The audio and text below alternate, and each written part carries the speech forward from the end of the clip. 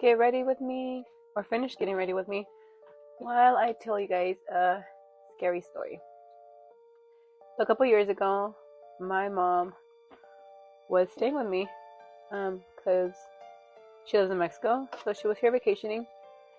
And this one night, everybody was in bed, and to give you a little context, I was buying new sofas, so I didn't have any at the time.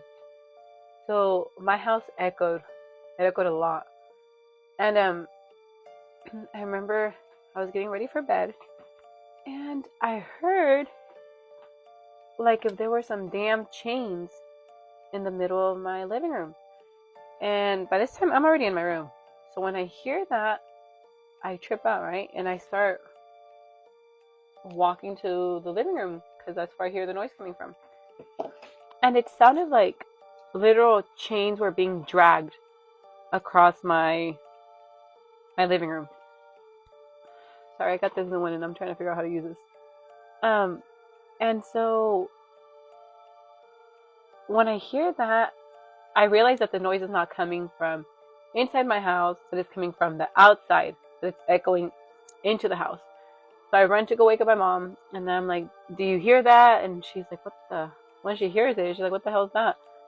So we managed to, grow a pair, and we open the front door because that is where the noise is coming from. But we don't like slam that door open. We like slowly open it to figure out what the fuck is on the other side. And when we're like slowly opening it, there's a fucking cat literally climbing up the screen door, because we had like a metal screen door. And this cat was literally crawling up the door and falling back. And me and my mom practically pooped our pants because we're like, what the hell is this cat trying to do? And it did that, honestly, for like at least 5 more times. So my mom, we didn't know what to play it off as, right? Like, what could it be? Like, the hell is the cat doing? And mom's like, gatos locos, like crazy cats, like kind of shrugged it off because I don't think she wanted to like creep me out or creep herself out. And my dad hadn't got here yet, so it was just us. So we both didn't want to like spook ourselves out, I guess. So then that happened, and we didn't think about it much. And so my dad finally comes from Mexico, and so he's also staying with me. And it must have been like maybe 6, 7 in the morning. Oh, 6, 7. Like 7 in the morning or something. And we heard a bang, like a loud bang, like if somebody had just hit the side of our house. So going into my house, there's like a little walkway. And we heard a bang there. So my dad was obviously brave enough to go check. So we run over there to see what my dad's like yelling about. And there's a literal cat bleeding out of its mouth. And the blood is like going down the wall. So whoever threw this, the poor cat threw it with such force. And by the time we like go get a shovel and some gloves, like the cat's already gone. Like it didn't make it. But then, like we kept thinking about the night before, or not the night, but the days prior, when the other cat was trying to go into the house and was like basically like forcing, right? It's trying to force itself into the house, but then it's just falling back.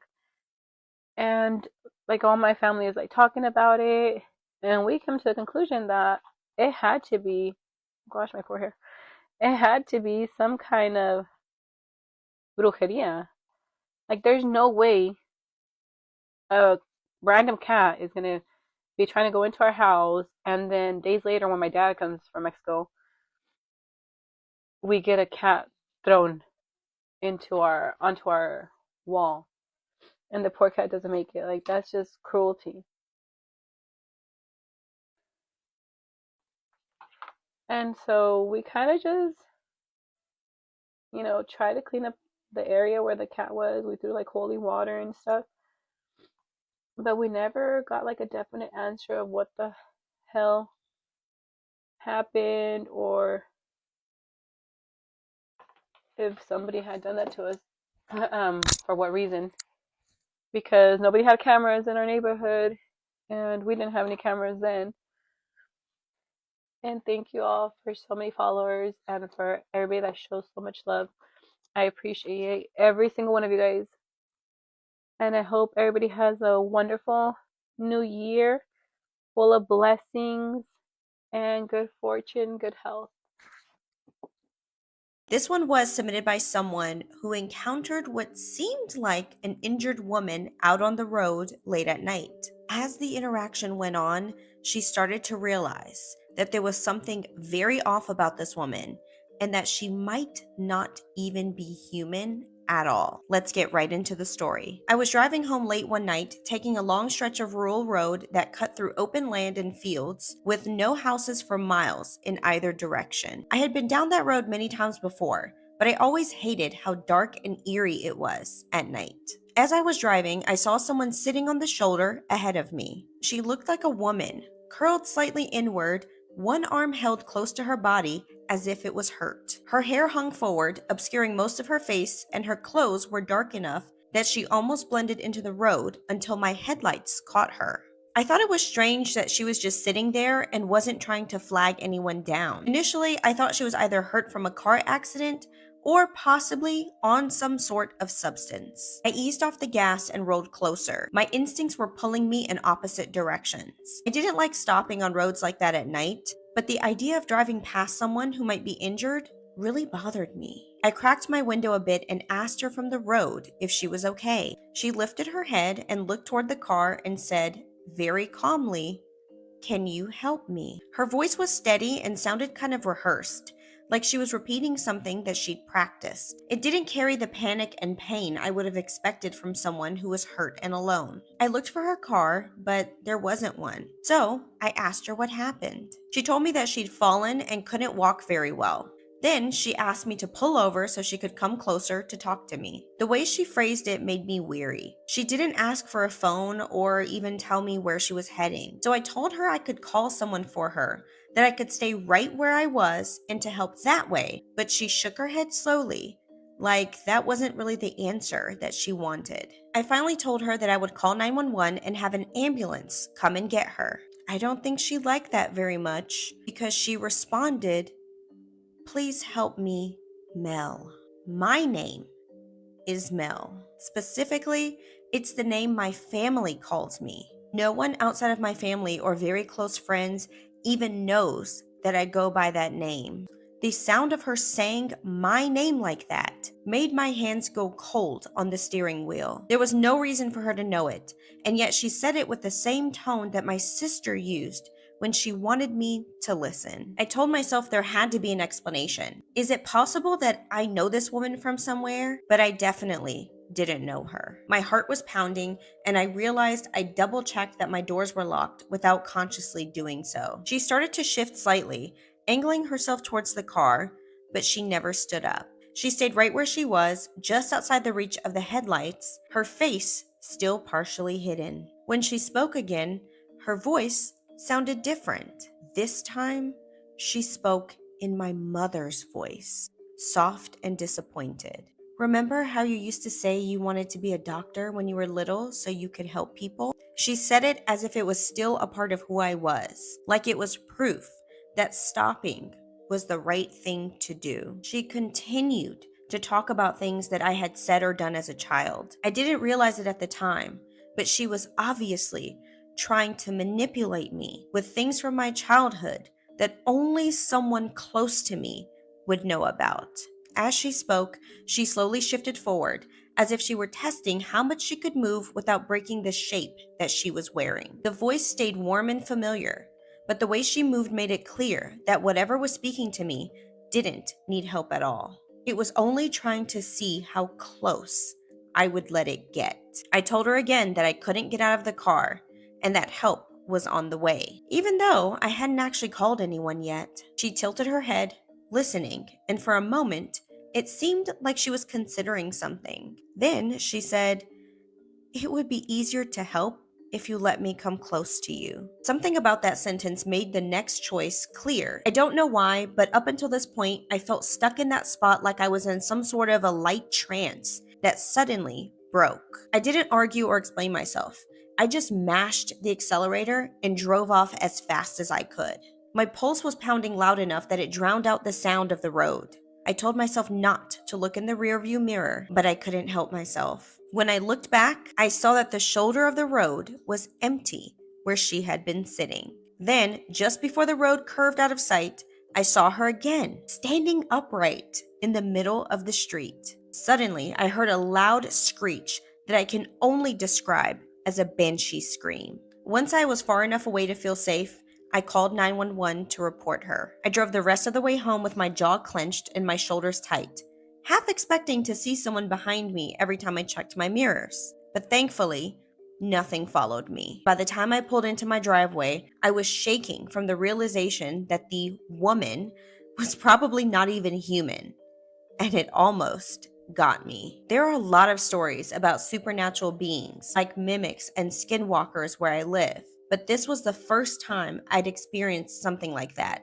I still get chills every time I tell the story or think about what could have happened if I'd gotten out of the car or allowed it to approach me. So what do you guys think she encountered on that road? Now, she already mentioned mimics and skinwalkers, but I'm curious if you guys have any other possibilities for what she might have encountered. Let me know your thoughts in the comments, and don't forget to follow for the next spooky story. Good evening. I have a mic with me. Let's see how it sounds with my storytelling this time. So this story is called Breaking Amy, and it's by Creamy Spuds. Let's begin. Freddy wasn't your typical 13-year-old. He was an asshole. If he wasn't in his bedroom screaming at video games, he was scaring his 7-year-old sister. Every traumatizing prank he pulled on little Amy would be worse than the last. Once he had even told her that their mother had been murdered and covered the kitchen floor with ketchup for maximum effect. He was the reason she was so unstable. She would often tell their mother that she heard whispers and had even seen ghosts wander the house at night. Freddy would giggle at that, almost proud of the damage he had done. But unfortunately for Amy, it was never enough for him. He felt compelled to break her completely. The storm had kept Freddy awake that night. Restlessly, he tossed and turned in boredom.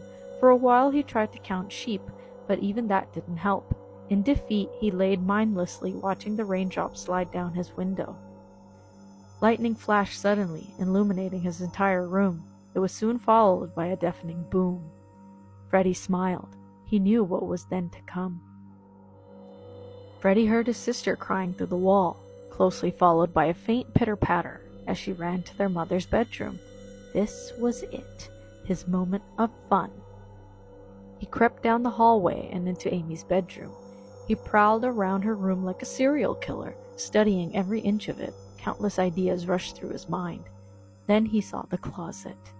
Freddy waited in the dark for what seemed like forever, peering through a small gap between the closet doors. He had decided that when his sister returned and settled into bed, he would begin to whisper. Then, once she was completely terrified, he would burst out and run at her, screaming at the top of his lungs. He had almost lost all hope and was about to leave when he heard the footsteps approaching. His mother opened the bedroom door and Amy slowly shuffled in. She was sucking her thumb and dragging her favorite blanket behind her. As she crawled into bed, Freddy couldn't help but grin in excitement. Freddy watched in silence as their mother tucked Amy tightly into bed, planting a big kiss on her forehead, and finally said goodnight. He waited anxiously until he heard his mother's door close before beginning. This is it, he thought, shaking in delirium, the moment I break her. Amy, Freddy whispered hauntingly. She didn't respond. Amy, he continued. Still no response. I'm in the closet, Amy. Come play with me. he harshly croaked. "Not tonight, Lucy," Amy calmly replied. Freddie frowned in confusion. She must be sleep-talking, he thought. "Wake up, Amy, it's not..." A hand reached out from behind him. It pulled Freddie back into the darkness and clutched over his mouth with a tight, cold grip. "She said not tonight, Freddie." I hope you liked that story. I really liked it too. If you like more stories like this, let me know, and I'll see you in the next one. Stay spooky. Bye. Do you guys want to hear a scary story? So this actually comes from the house I used to babysit for. Super haunted house. One of the girls, I call them Luna and Aura. Luna is the oldest one, Aura's the youngest one. Luna had an imaginary friend named Pete that was actually a demon. And as she's gotten older, because this all happened years and years ago, like I wasn't even in high school yet by the time I started babysitting. I was like 12, and I'm 28 now. So Luna has now grown up a little bit and shared with me some stories. This one is from Luna today that she gave me permission to tell you guys, so this one is scary. So Luna told me this actually happened right before they moved. So they ended up moving out of the house that I babysat them in a few years ago, okay? And at this time, like, she had realized she was getting older, that this is not an imaginary friend. Pete started getting very real, showing his true form to her more, and she just started noticing, like, this is not normal. This is a demonic presence. Now, I guess, like I said, this was right before they had moved, so they were packing everything up, okay? Everything was in boxes, like, a few days prior to the moving trucks and all of that. So Luna said that at this point, her and her sister were both terrified and acknowledging there is no good vibes. Like, these are not just imaginary friends, these are real things. And so they're always scared to go to sleep at this point. And Luna said that because her parents worked odd hours, so like when I worked for them at least, both of them, there was times where they'd be gone like all night and they'd be doing overnight shifts, like rotating from each other. So Luna told me that she had actually started having, like, sleeping with her mom and asking her mom to sleep with her because she was getting so scared of the activity, or Aura, her younger sister, to sleep with her. Like, she didn't like sleeping by herself because things kept happening to her when she'd go to sleep, and in the middle of the night she was having horrific nightmares that were actually not nightmares, real, waking up and seeing things. So Luna told me that she was laying in bed and her mom said that she would come in and sleep with her, and Aura was going to come in and sleep with them too. They're going to have like a big sleepover. At this point, Luna had a big enough bed. She wasn't a little girl anymore, and so they're going to kind of have like a little goodbye party in a way to their house, you know, like when you move and you're trying to cherish all the memories. So she said that Aura was, I don't know, Aura's somewhere else, right? And her mom was like, yeah, like, I'll be right there. Just try and focus right now on finishing your last boxes that you have to do. So Luna's like finishing packing up boxes, and now she tells me that she hears someone like get in her bed, the sheets rustling and stuff, right? So she thinks it's like her mom or Aura, whatever. And she's focused on packing this box still. So as she's still like kind of packed, she hears the bed like moving around, like someone pulling a sheet up or something, getting comfy. And then she says it's oddly and eerily quiet. And then she says she hears from behind her, "Come to bed, honey." And this is important because I even know this, obviously, but Luna's mom never called them honey. She'd call them babe or love or Luna and Aura, their real names, but she never said honey. And she said she immediately knows this is not her mom in the bed, even though it sounded like her and the voice sounded so close yet so far. And she said she had just like had something in her hand that she was about to put in the box, and she stopped and she took a really deep breath and she was trying to collect herself. And she said she heard again, "I said come to bed." And this time it was a deeper voice and it no longer sounded anything like her mom. And so she told me she was paralyzed in fear. She didn't want to turn around. She was so sick, this poor kid, of seeing such scary shit happen all of the time that she had been scarred. She said she finally got the courage to turn around, and who does she see? Nobody. She sees nothing. There's no one in her bed. But it did look like the sheet was decompressing, like a mark of someone sitting down had gotten up. Like she saw the sheet rising, like back to air. And she said all of a sudden there's a box next to the bed, and the box starts moving. It's a cardboard box. And she tells me she's staring at this box. She's like crippled in fear. And she can't even yell for her mom or anything, or she doesn't know what to do. and the box is like lightly shaking. And then she says she sees fingernails come out of the box slowly, like this, like one by one. This is how she sees fingers come out of the box and grip the edge of the box. And then she said she saw another hand, like this other hand, do the same exact thing. She told me the fingernails were decrepit, looked like decaying flesh. Sorry, I can't talk. And the fingernails, like that's mostly what you could see. Long, sharp, dagger, black-looking fingernails with gross, like she so vividly described to me, it looked like flesh was falling off of this thing's hands, and it looks really like dark blood. Bad hands.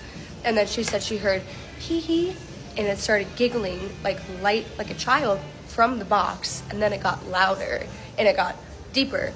And she said she saw something start like the top of a head to come out, and she broke out of her fear and she ran away. And as she's running away, she heard, "I will always be with you."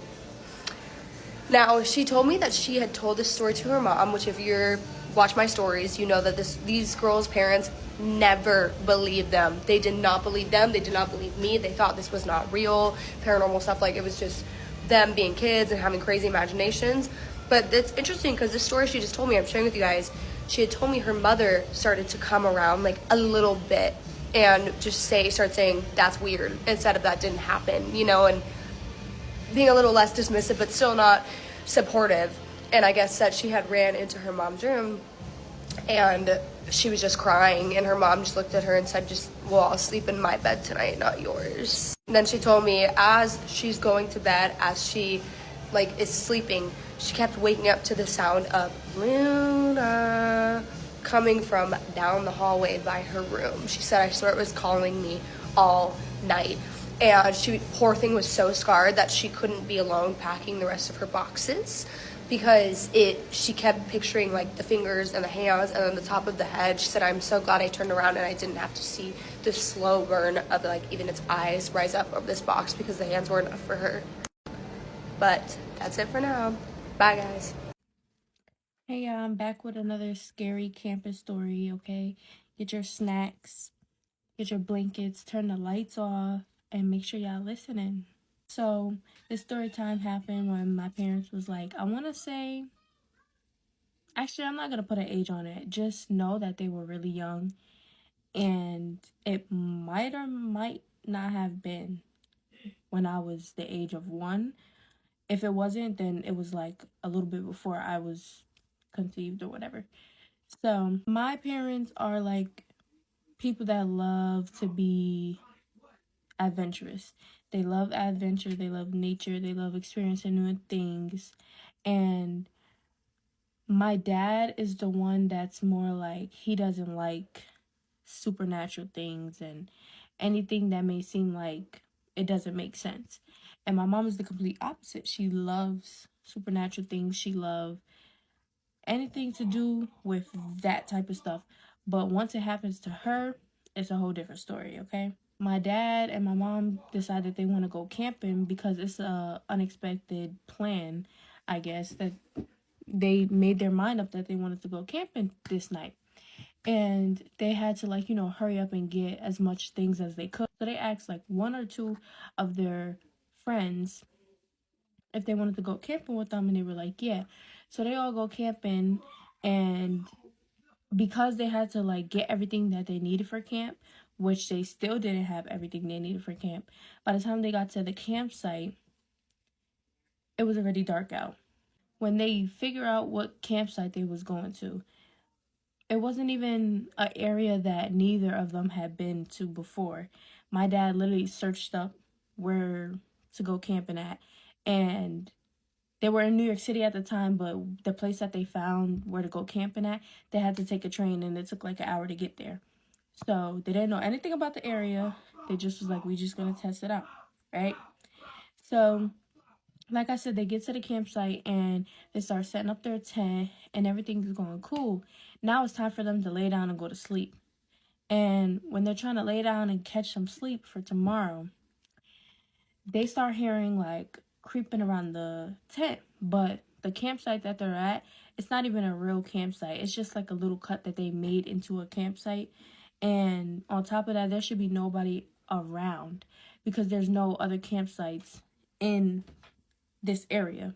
They're thinking like, well, that's weird. Like, why we keep hearing noises? And they know for a fact it's not an animal because it doesn't sound like an animal. And it was going on for a pretty long time until my dad was like, okay, like, everybody be quiet, shut the flashlights off because we're literally being creeped on by somebody. Like, they knew instantly that they were being creeped on by somebody.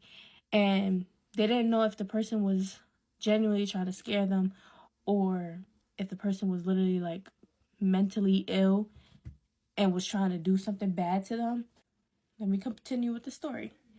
So they're laying in the tent trying to listen and see if they see anything. And when they look up, because they had a small tent, it was 4 of them, I believe, and the tent that they were in, it was like 2 people was laying on this side, 2 people laying on this side. But when they're all looking up, trying to see if they see any shadows or anything or any lights, they see a big hand go like this down the top of the tent, all the way down towards like where their heads were at. And they all instantly like just break loose. I'm pretty sure the females started yelling like, oh my fucking god, what the fuck is that? Like, just doing the utmost. And the guys is, you know, trying to be the protectors, but they're also pretty shook. So I believe that my dad said that they were like yelling out to the person like, oh, get the fuck out of here, that's not funny, you know, get out of here before I. And after that, nothing happened again. But that was the only time that they had like something weird happen during their camping sessions, because we go camping every single year. I don't know if y'all remember me saying that in like my previous videos, and we haven't had an altercation like that again, or an altercation nearly like that again. I would say camping is fun, but you just got to be careful and make sure that when you go camping, you protect yourself, because if you go camping in an area that you never heard of or you don't even know, you don't know who could be hunting in that area or who could be racist towards your kind in that area, okay? But if y'all want more story times, definitely comment that, because I got more. We listen, we don't get scared, and we don't judge. Let me tell you guys a story time of my grandmother's neighbor who is left alone in this world, all because of a snake that her grandparents, actually her parents, decided to get, and unfortunately it killed people one by one and did not bring any wealth. So we're gonna call this neighbor of ours Dimpo for story's sake. So Dimpo's parents, back in the 90s, like 1990s, I think, went to Sangoma to go get a snake. At this time, I think this thing of people wanting wild through snakes was not as popular as it is now. They went there wanting a snake, and the Sangoma told them that no, in order for you guys to get the snake and for the snake to work, you people must die. You understand? You guys must die, and the wealth will be passed down to your children. Shapo, and he was like, this snake is going to like kill you guys, so you guys have to be prepared for that. All right, cool. The people were like, yes, they just want the poverty out of their house, they just want to be wealthy, at least their kids have something to their name. Unfortunately for them, they died, and whatever that Sangoma told them was a lie. And so Dimple is always alone, y'all. She is always alone. She stays alone. She doesn't really go visit people. You know, she doesn't have people that visit her. And I felt sad for her. So when I asked my grandmother told me the story. So first and foremost, the Sangoma obviously tricked them, because whatever the Sangoma said that the parents have to die was not true. That the parents have to die in order for them to get rich. That was not true, because the parents died, and what the Sangoma did was that Sangoma took their soul, spirits, whatever, and is using them for witchcraft purposes. And so every single time, like when like the September to December period hits, people die like flies in that family. People used to die like flies in that family because Dimpo's left alone. So when people were just dying, man, in a space of 3 months, 4 people die in the family. No ways. They decided to go consult, and when they consulted, obviously they consulted at another sangoma, and the sangoma told them that this is what your parents did. They went to go get a snake. Then the sangoma obviously lied to them. I tell you guys all the time, this thing of going to get money rituals, it does not work for everybody. And sangomas are scams as well. They are out to make money. Some of them are evil.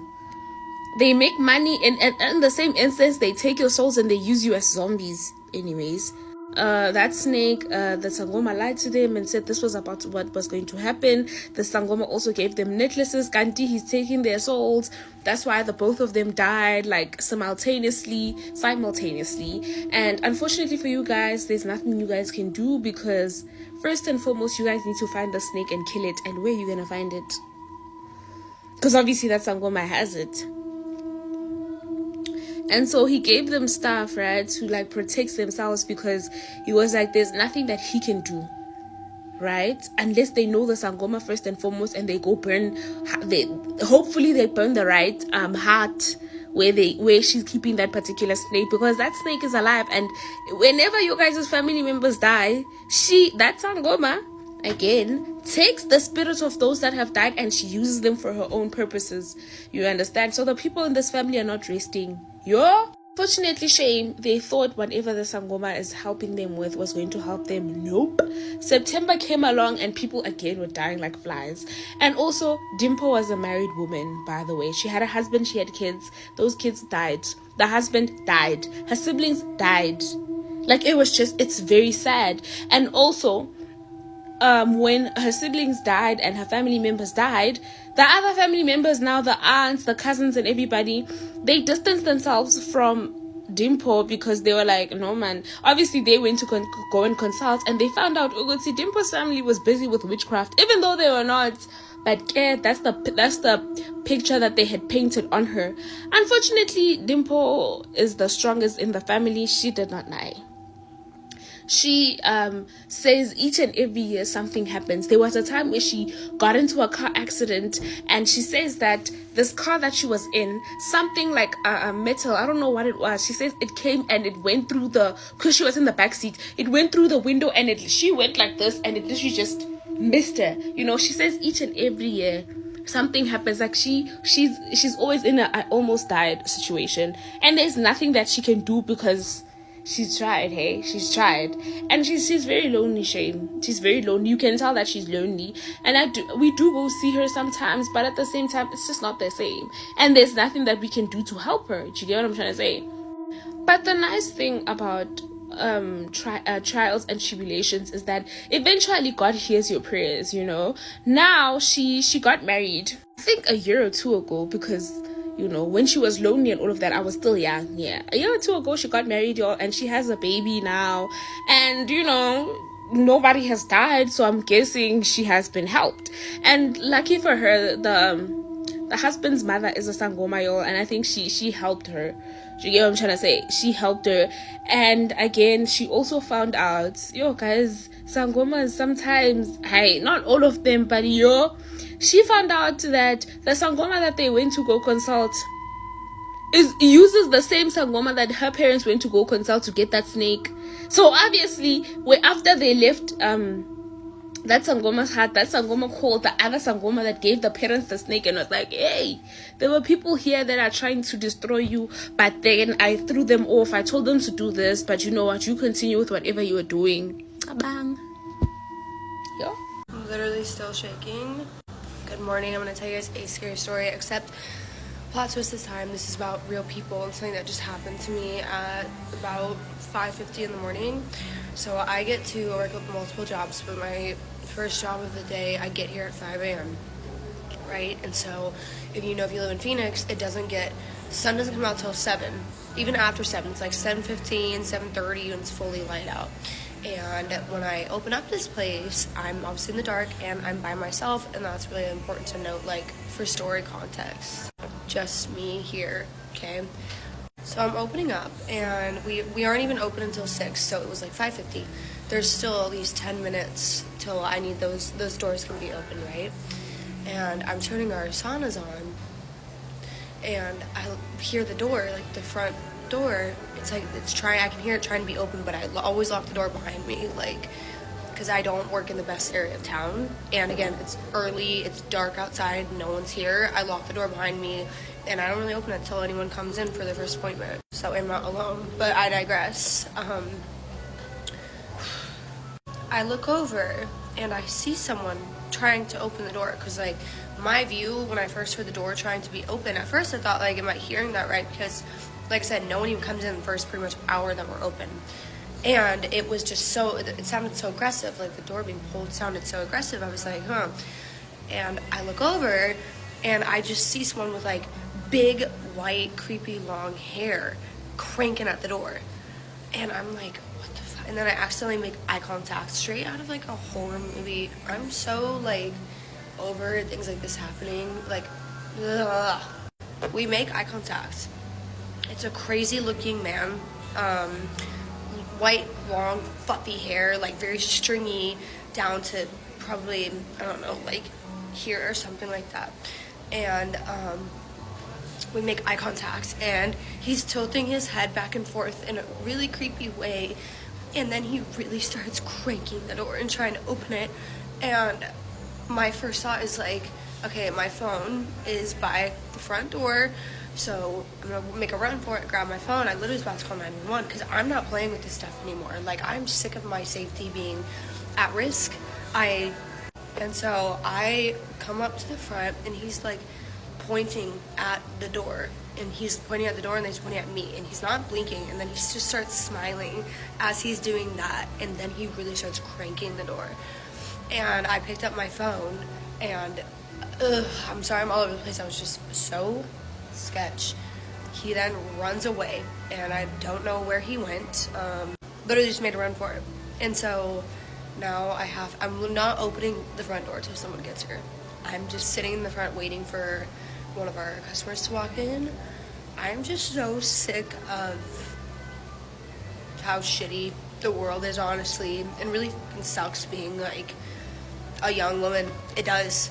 Like, there is just so many scary things and people and erratic behaviors. You just never know what you're gonna get from someone.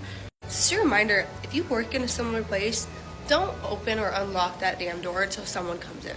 Like, your safety is way more important than someone getting mad at the door being locked for 0.2 seconds and you open it for them. Stay safe out there. Can you slow down a little bit, babe? Lucy said, turning her head to Ben.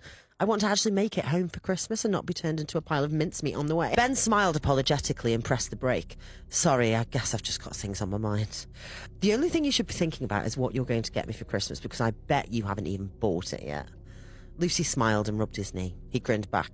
Will a meal deal from Tesco Express do you? I'll have a triple cheese and onion, a green machine innocent smoothie and a Kit Kat, please. Thank you, and Merry Christmas. Ben half laughed and stared out of the windscreen. The early afternoon sky already bruising into winter dusk. He tightened his grip on the steering wheel as the wipers beat the drizzle away. Lucy hummed along to the car radio. Driving home for Christmas. How apt. Nearly there, she said, smiling. Mum will have the mince pies in the oven. Prepare your smile, though. She always overbakes them. Ben forced a smile back. Yeah, I'm really looking forward to it. The truth was, his stomach churned. It wasn't nerves about seeing her parents. He'd met them loads of times, but this was something else. Something much heavier. He flicked on the headlights as the sky darkened. Lorries thundered past, spray hissing from their tyres. The motor hummed steadily and the snow began to swirl. Looks like we'll have a white Christmas, Ben said. That doesn't usually... The first knock. 2 sharp taps against the left window at the rear. Ben jolted. Did you hear that? Lucy paused her humming. Hear what? That sound on the window, like someone was knocking on it. She frowned faintly. Probably grit flicked up from the road or something. Lucy reached forward and turned up the volume on the song Driving Home for Christmas. Yeah, he swallowed. Probably. They drove on. Ben's shoulders eased, and then... This time, louder, insistent, impossible. Chris Rear's dulcet tones slipped away from him, and all he could hear was that knocking. They were in the fast lane, doing 70. Lucy's turned, brow creased. What on earth? Ben's pulse thudded in his throat. Something's wrong. It's your imagination, she said gently. but he could tell that she wasn't convinced. The radio crackled, distorting the cheerful music into a warble. Ben flinched so hard the car drifted towards the central barrier. Ben! Lucy cried, grabbing his arm. Ben snapped back to reality. Oh, there goes crap. Ben snapped back to reality and swung the steering wheel hard, moving the car back into the middle of the road. Sorry, Ben said. I feel like I'm losing my mind. Seriously, what is that? He shouted. We're on the bloody motorway going nearly 80 miles per hour. It's not as if anyone could be knocking on the window, is it? Lucy turned to him, a slow, sinister smile on her lips. Not from the outside. No. What? Ben's head snapped back to look at her. What do you mean? The smile disappeared off Lucy's face and she looked momentarily confused. Well, that no one can be on the outside. Are you all right, Ben? I feel like I need to be worried. Are you going to act this mental at my parents? Ben sighed. No, sorry. Must be the driving. It's getting to me. Finally, it was time to leave the motorway. Only a few more minutes to Lucy's parents' house now. And then he could wind down with a nice glass of wine and one of Lucy's mother's disgusting mince pies, and it would always be fine. Rude. The hedgerows grew taller as the motorway gave way to country lanes. The snowflakes were bigger here, slower, drifting down like ash. Ben loosened his jaw, unclenching his teeth. He hadn't realised that he'd been grinding. Lucy leaned back in her seat, exhaling softly. Told you we'd make it fine. Honestly, you worry too much. Yeah, Ben murmured. Yeah, I guess so. But the relief never came, not really, because the hollowness in his chest, heavy as a stone, grew heavier with every mile they crawled towards the warm yellow glow of the farmhouse ahead. The radio fizzed once and then steadied. Lucy chatted idly about her dad's terrible Christmas jumpers, about the neighbours' excessive fairy lights, about how her mom would actually cry when she saw them at the door. Ben kept nodding, but the road blurred. His fingers tingled on the wheel, like fingertips against glass. Ben's breath snagged. He glanced in the rearview mirror, and for a moment, just a moment, he thought he saw a hand withdrawing from the window, in a bulky shape in the boot. Something pale beneath a tartan blanket. Oh. Then the car hit a pothole and the reflection jolted. The blur vanished. Are you okay? Lucy asked, rubbing his arm. You're as pale as a ghost. Ben pulled into the gravel drive, tyres crunching. Warm lights shimmered behind frosted windows. A wreath hung on the front door, crooked. Someone had painted a wonky snowman on a slate sign. Lucy unbuckled her seatbelt. Home sweet home. She unclicked the buckle with a cheerful snap. Come on, let's go. Last one in is a rotten corpse. Ben nodded, throat too tight to speak. He stepped out, freezing air slapped his cheeks. Lucy hopped out on her side, boots crunching on the stone, singing, Driving Home for Christmas. She walked ahead, her breath clouding in the air. His hand shook as he shut the driver door. The front door flew open before they reached it. Mrs. Harris stood framed in the glow, hand to her chest, eyes bright with tears, just as Lucy had predicted. Ben! She rushed forward and wrapped him in a trembling hug. He forced himself to hug back. Then Mr. Harris appeared behind her. Where is she? He asked. Ben froze. Behind him, he felt Lucy leaning close, her whisper warm against his ear. Go on then, sweetheart. Tell them. Ben's voice cracked. I don't know, I haven't seen her since last night. Mrs. Harris's face crumpled. Oh, God, the police said you were the last one with her. Where is she, Ben? Where is she? What's happened? Ben's vision swam. Ben, Mr. Harris said sternly, what aren't you telling us? Ben's breath hitched. He squeezed his eyes shut. I'm so sorry, he whispered. I panicked. We argued. She ran. I thought she'd gone home. I didn't know what else to do. Behind him, Lucy's voice sharpened. Ben. He turned. She stood at the driveway now, lit by the car's rear lights, her expression unreadable. Why don't you open the boot? She said softly. If you're being honest with them, with yourself, why don't you show them what you've been ignoring the whole drive here? Ben felt his legs turn to ice. Mrs. Harris's sobbing faded to a distant echo as he walked towards the car. The world narrowed to the red-lit boot. Lucy followed silently. His fingers fumbled with the latch, snow gathered in his eyelashes, and the wipers ticked on the still-running engine. The boot sprung open. And there, still pale, twisted at an awful angle, was Lucy. Bruised, frozen. Lucy's ghost, stood beside him, her face finally settling into something calm, but something sad. I tried to tell you. All those knocks, all those chances, I just wanted you to see me. Ben collapsed to his knees in the snow as her parents' screams tore through the night. Lucy knelt beside him, though he could no longer feel her touch. Driving home for Christmas, she said. You brought me home, Ben. just not the way that either of us hoped. And with that, as blue lights crept up the lane, her outline flickered once, twice, and then dissolved into the falling snow. Let's read a creepy Appalachia story. This happened maybe 2 to 3 years ago. I live in southern West Virginia and have for my entire life. The woods and mountains surrounded every direction you look, and nighttime is a darkness that you can never dream of unless experienced. I was with a friend, I'll call him Mark. Mark was at my house one evening, doing the usual things, watching UFC, playing Xbox, etc. It was extremely late when we finally got bored and decided to go for a walk on a nearby trail to smoke up. This was not a particularly long trail, but it is very dense in the woods that surround it, and it is very easy to get freaked out when thinking of your surroundings. We finally get to about halfway into the trail, about 30 minutes in, where we stop and stand on the trail to chill and talk. The forest is very alive tonight. There are always noises in the woods, but the amount of animal activity for the time. At this point, it was probably past 1 a.m. This was strange and kind of eerie, but not alerting, as any sort of predatory animal in the area may cause a disturbance. We finish smoking and continue our walk when almost immediately the forest falls dead quiet. And as soon as the forest goes quiet, there is a voice. It almost sounds like a mocking humanoid voice, shaky and uncertain. Almost like an old children's toy, like the ones with the crackly speakers and robotic voice, if you know what I mean. This immediately sets us off.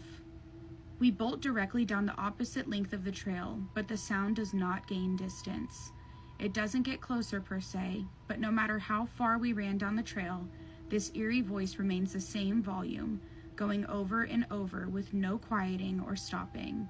At this point, I'm convinced that we are in genuine danger, something I have felt very few times. Finally, after sprinting for who knows how long, we exit the trail, gasping for breath and almost at the verge of tears of how frightening this was. We begin to exit the trail, and about 5 minutes from the exit, there is a bone-shaking, heart-stopping, murderous scream from directly behind us. I know what a mountain lion sounds like. This was not an animal.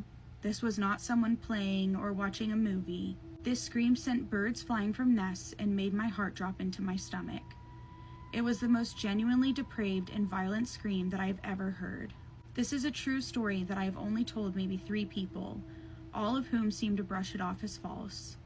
I've never been a person to push for the existence of the paranormal or spiritual, but I genuinely believe I encountered something inhuman in those woods. Skiggly Wiggly? Or when to go? What do y'all think that was? I need my Appalachia people in the comments. Let's read some creepy stories from the UK. I'm going to apologize in advance because some of these words are new to me.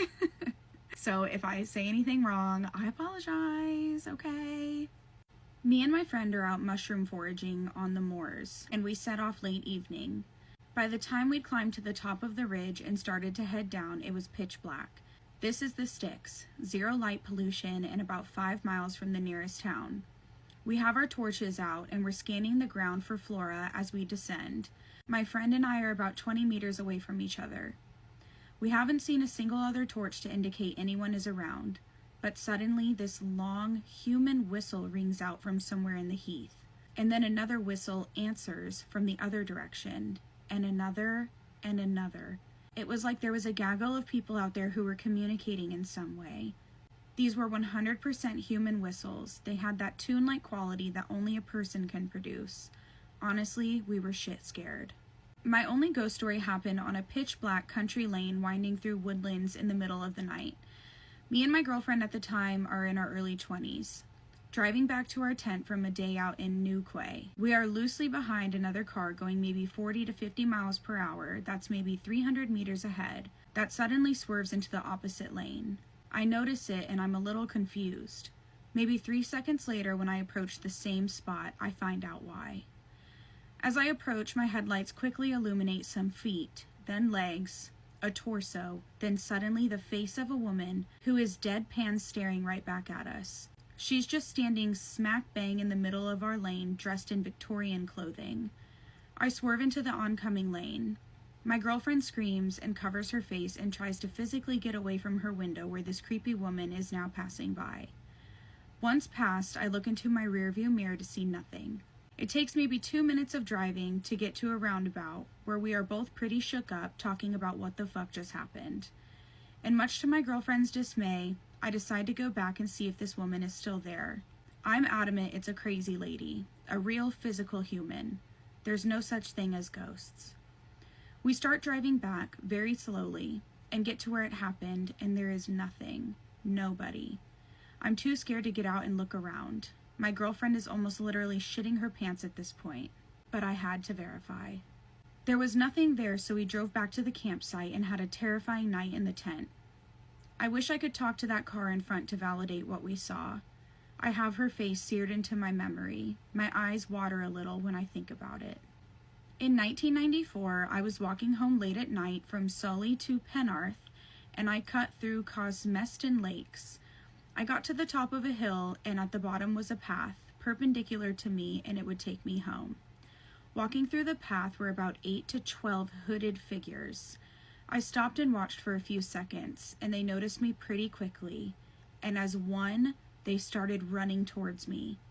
I turned around and booked it the way I came. I ended up sleeping at my friend's house in Sully and had my nan come pick me up in the morning. Glasgow, 1985. I remember the day like it was yesterday. I was at a nightclub, dancing my little socks off. A man came up to me and offered me a glass of Bacardi and Coke. He was very handsome with a smile as wide as the River Clyde. I was about to accept, but when I looked into the glass, I could see a faint white powder floating on the surface. I heard several women went missing from the club that night. Their dismembered bodies were found in a skip in Coatbridge. Late 90s, I would have been about 6 or 7. We were driving down the M1 on the way to visit family one Christmas when my mother suddenly told me to put my head down and not look at something. Of course, I did look. There was a white van immediately ahead of us, and in the back were a couple of children, one younger, one older than me, who had their hands pressed up against the glass of the window and were clearly crying and calling for help. This being the M1 in the 90s, my mom couldn't possibly call the police until we reached our destination, hours away. I've often wondered since what happened to those kids and hoped that maybe my childish mind misinterpreted the situation somehow. If you have any creepy UK stories, I would love to hear them. Let's read another scary story that was sent to us. This happened when I was about 8 years old. I'm 16 now. I was on my bedroom floor drawing. My parents were on the other side of the house in the kitchen. I heard a faint voice behind me say, "What a beautiful drawing." I looked back thinking it was my grandma, even though I didn't hear her open my door. When I looked back, I saw nothing. I sat there for a while, trying to think about what just happened. Then I ran to my parents saying, "There's a ghost in my room." My parents didn't believe me, of course. Later that night, I was playing with some toys, as a kid would. After a while, it was time for me to go to bed, so I put my toys away where I could remember where they were. I woke up in the middle of the night, hearing something or someone, almost like looking for something. I had a loft bed at the time, so I looked over the railing, but I couldn't really see anything because it was dark. When I woke up the next day, I saw that my toys that I had put away the night before were moved. I knew that no one from my family was in my room because my door was really loud, so I would hear it if someone opened it and came in. Nothing happened the day after, but I still didn't want to sleep in my room, so I slept in my parents' room. I was facing my room because my parents' room was right next to mine, so if they had the door open, you could see into my room. When I was laying there trying to sleep, I got a weird feeling, so I opened my eyes. I saw a dark figure standing in the doorway to my room, staring right at me. Every night that I slept in my parents' bed, I could see that dark figure standing there. I will say, this is very creepy, but it almost, maybe to me, sounds like it's not a bad, scary spirit. They did compliment her drawing and say, "What a beautiful drawing." It moved her toys around, and yeah, it's creepily staring at her, but it never, really harmed her. Maybe it's a spirit that's just kind of looking out for her. I don't know. What do y'all think? Let's read a scary story that was sent to us. This story comes from the Philippines. This happened just yesterday around 2 to 3 a.m. I was going downstairs because I wanted to get some water, and as I was drinking my water, I heard a man whisper near my ear. It sounded like he said, "Don't go to the 3rd floor." I got so scared that I started running upstairs to my room, which happens to be on the 3rd floor. But as I got to the stairs on the 2nd floor leading to the 3rd, I heard a lot of noises coming from my tita's room. As my feet touched the 3rd floor, I saw a slim, dark figure that looked like a man. I immediately told my sister that something was following me. So we called our parents, who were on the 1st floor sleeping, and when they got to the 2nd floor, they also saw the figure. They ran to the 3rd floor as fast as they could, and when they got up there, they told us they saw it. They didn't go back downstairs. They stayed upstairs with me and my sister. We went to sleep, and I woke up around 5:30 a.m. to something else whispering, but this time it was a woman. I started screaming so loud that I woke everyone up, and my parents asked me where I heard the whispering. They turned around, and they saw a figure of a woman, and it looked like she was crying. I'm still traumatized. After this happened, my parents made my auntie come pick me up, and I'm staying with her for now. When I got to my auntie's house, she told me I'll be sleeping with her so nothing else can attack me. Y'all, what is going on in the Philippines? I always get the creepiest stories from the Philippines and South Africa. That is really creepy though, and I was chatting with this person, and they said they tried to tell like whatever is following them to go away, but that actually only has made things worse. So maybe leave some suggestions down in the comments of what this person could do. Should they cleanse their house? Should they call a professional? I don't know, but I am really glad that their parents believe them that something is wrong with that house. If you want to have a supernatural experience, go to Mount Shasta. Now, something unexplainable is happening there.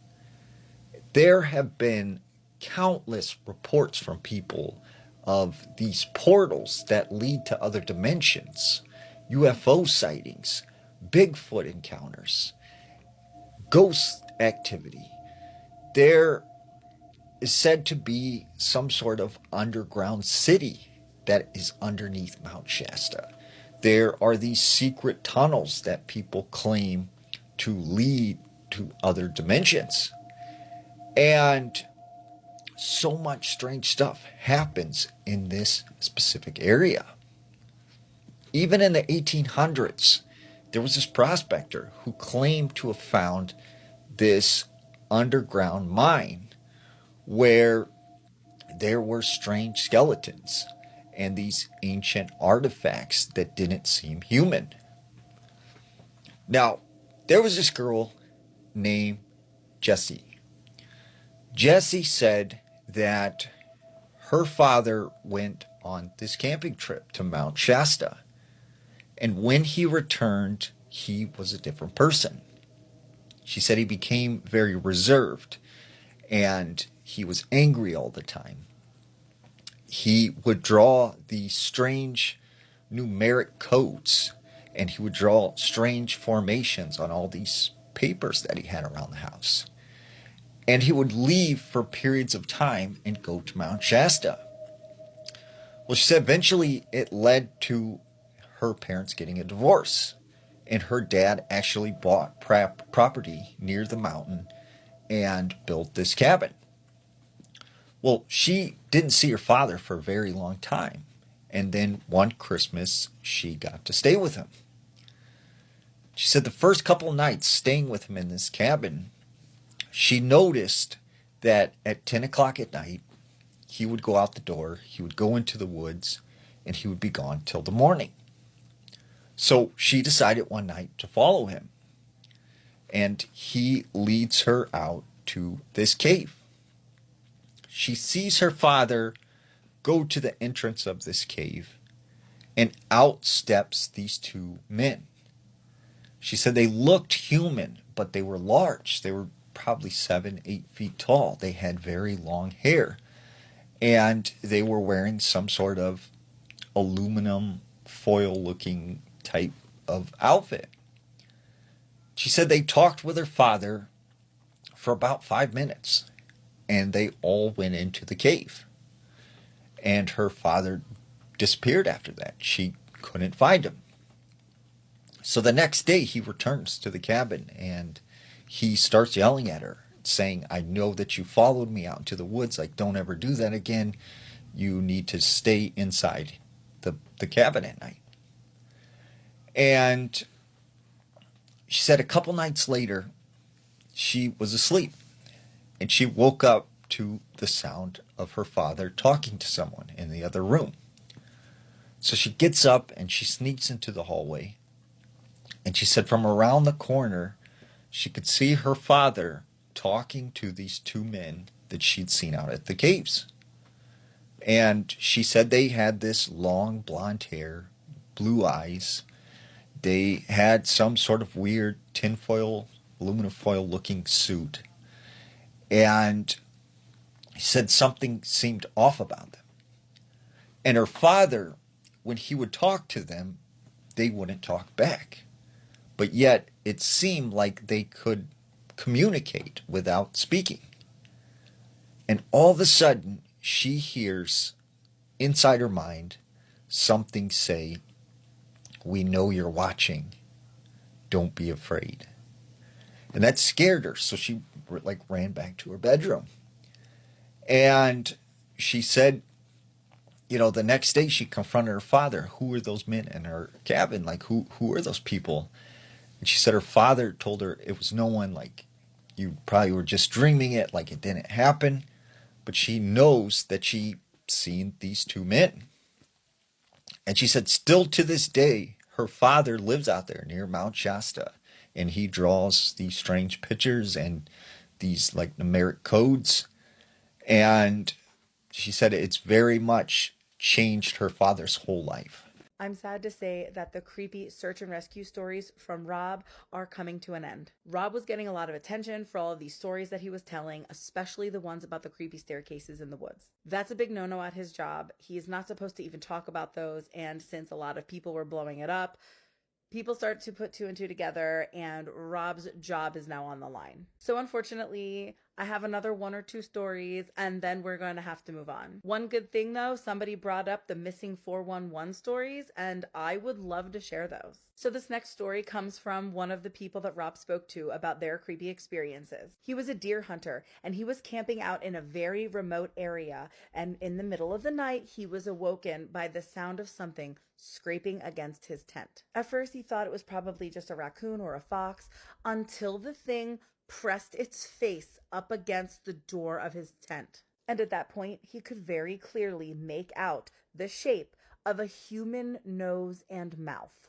So he kicks at it, and it leaped back, and by the time he got his tent open, it was gone. So on edge, he grabs his pew-pew. And don't come for me. You know I can't say the actual word. I don't feel like getting banned on here. Anyway, so he fires 2 warning shots in the air. He's standing there now, staring out into the distance and listening. And as the sound dissipates, he hears a twig crack behind him. So he whirls around and he sees a man standing at the edge of the campsite, staring back at him. But guys, this was not a normal man. He was not wearing any clothing, but also he did not possess any kind of human flesh. As this hunter describes it, he was made out of some kind of mixture of raw meat and hair, as if someone scooped up roadkill and then molded it into the vague shape of a man. He said the face was lumpy and only like a rough approximation of a human face. So this thing opens its lopsided mouth, and out of it came that sharp, loud bang sound, exactly like the sound of his pew-pew he had just fired. The hunter said that it made the sound of the shot twice, and then next it mimicked the sound of the tent zipper before turning around and fleeing into the night. What the heck? Yeah, so feel free to chime in the comments and let me know what you think about that one. Also, let me know if you'd be interested in hearing the missing 411 stories.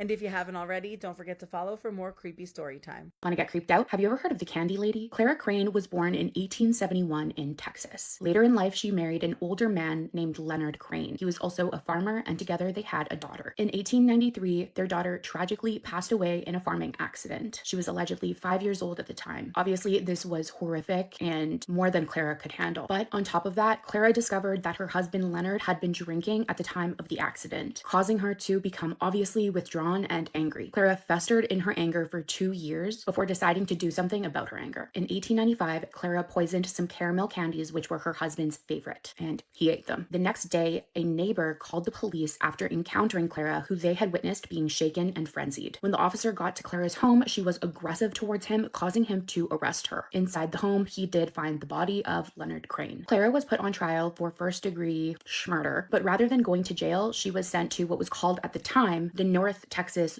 Lunatic Asylum. It is now called the Terrell State Hospital. However, Clara was released in 1899 due to overcrowding. Now, this is where the lore begins. Children began to go missing near the Crane property. Other children would find candy wrappers on their windowsills, specifically signed by the Candy Lady. The local sheriff also vanished. Later, his body was found with forks in his pockets stuffed with candy. This, my friends, is an urban legend. This urban legend does come from a true story. The story of Clara Crane, her daughter, and what she did to her husband after festering in her anger. Of course, this urban legend is missing some pieces for me. Why would she start unaliving children? If anything, she should start unaliving farmers. Not that I want that, we need our farmers. I'm just saying. Anyways, if you like creepy stories, urban legends, paranormal, folklore, why aren't you already following me? Get it done.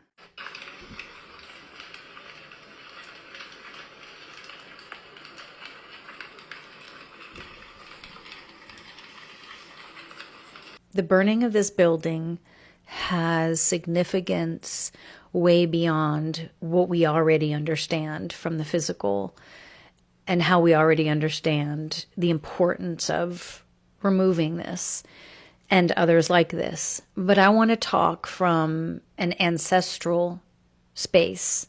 I was first tagged in this video a while back. I don't read until I am told to read, intuitively moved to read. And so this sat in our queue. And then today, the day came that it was time to read. But I did want to make sure that I did justice to the ancestors and to the Black community. And so I wasn't going to read until I was really clear about what I wanted to say, and that what I said was channeled from the ancestors. There is a man who has stood at the front of this building. Not only did he assist in building, but he also lived or stayed close, resided either on this property or close to it. His name starts with a J, A, R, it feels like. When he passed, he chose to stay in front of that building, and he chose to stay there so that he could be a part of removing the building, but also be a part of supporting his community and supporting who was still in body here on earth many generations. And there was a plan, and this is where it gets interesting. He's not communicating this to me. It's like I'm being shown this, that there was a master plan, like a grand plan, always in place, that was going to happen this year, that would not only be the beginning of clearing and cleansing a dark past, but would catapult us forward into a space of deep connection and fellowship with each other. The timing of this was not a fluke.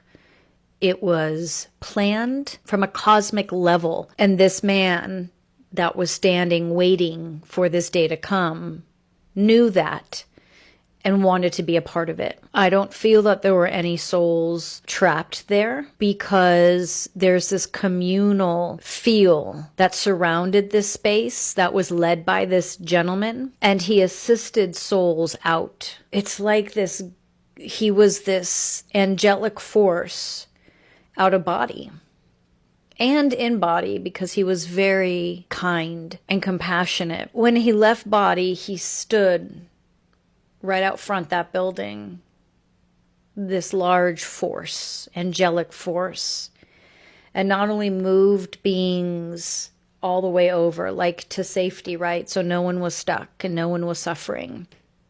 But he understood, because once he left body, he was connected to the cosmos and understood what was coming and what was to come. And so he waited until the time came to burn the building down. And once that cleansing and that clearing took place, he gently stepped away. And his presence was there to uplift any soul that doubted its self, that doubted its worth, that doubted its ability to move to the other side fearlessly and effortlessly.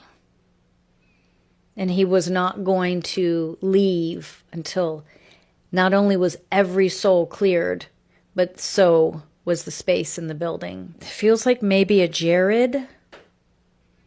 J-A-R,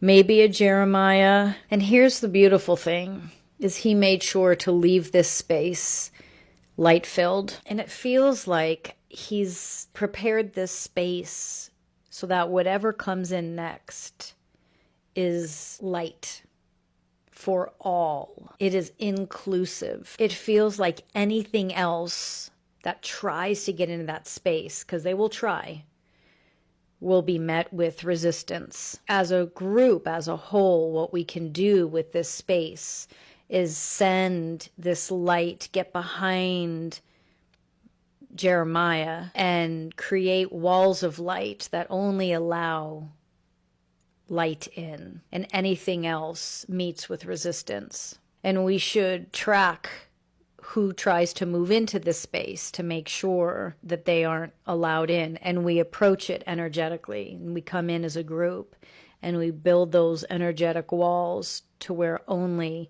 those that Jeremiah approves are able to come in and build. I haven't made spooky taxi stories in a long time, but this one caught my attention. Also, I bit the fuck out of my lips, so let's ignore that. So this happened during the nighttime, and the taxi man says that he was stopped by a couple, a man and a woman. So what first caught the taxi guy's attention was that they both came in through the same door. So the girl got in and she scooted all the way to the other side, and then the guy got in and closed the door behind him. Once they were both in the taxi, the guy was the one who was talking and tells the taxi man that he wants to go to the cemetery. They get to the cemetery, the guy pays, they both get out of the car, and the ride is over. The taxi guy ends up driving to this park and he stops there just to see if any rides come through. By this point, it had been 30 minutes that he was stopped and he wasn't getting any calls, so he decided to drive around. He ends up driving back to where that cemetery was, and he sees the guy that he had just dropped off, and now the guy was asking for a ride out of there. Obviously, the taxi guy is thinking he's gonna drive the couple back to where he had picked them up, but when he stops, it was only the guy. The guy gets back on and gives the direction to the taxi man, and the taxi notices that it's the address where he had indeed picked them up. By this point, the taxi driver was a little curious why the girl wasn't with them on the ride back home, and he starts making conversation with the guy. By this point, they had been talking, the taxi felt a little more comfortable, and he ends up asking him, hey, what about the girl that was with you at the cemetery? Why isn't she coming back? He notices that the guy makes like a really strange face, and he's like, oh, I'm sorry, you don't remember me? I was the one who dropped you off at the cemetery. And the guy was like, no, yes, I remember you were the taxi guy, but what girl are you talking about? So the taxi man tells the man, well, when I first picked you up, it was you and a girl. And the guy in the backseat was like, no, both times it's just been me by myself. This guy ends up telling the taxi man that the only difference in the rides was that the first time that he got into the taxi, he was actually going to that cemetery to leave a coin to his girlfriend who had passed away. He had been having dreams, and in the dreams, the girlfriend has been asking for this coin. So he woke up in the middle of the night, got a taxi, went to the cemetery, and left the coin that his girlfriend had been asking for in a dream. His girlfriend had actually passed away 3 months prior to this entire thing happening. I saw 2 cats talking. I don't know why cats talking just sounds normal. Like, it feels like cats could talk, but like they just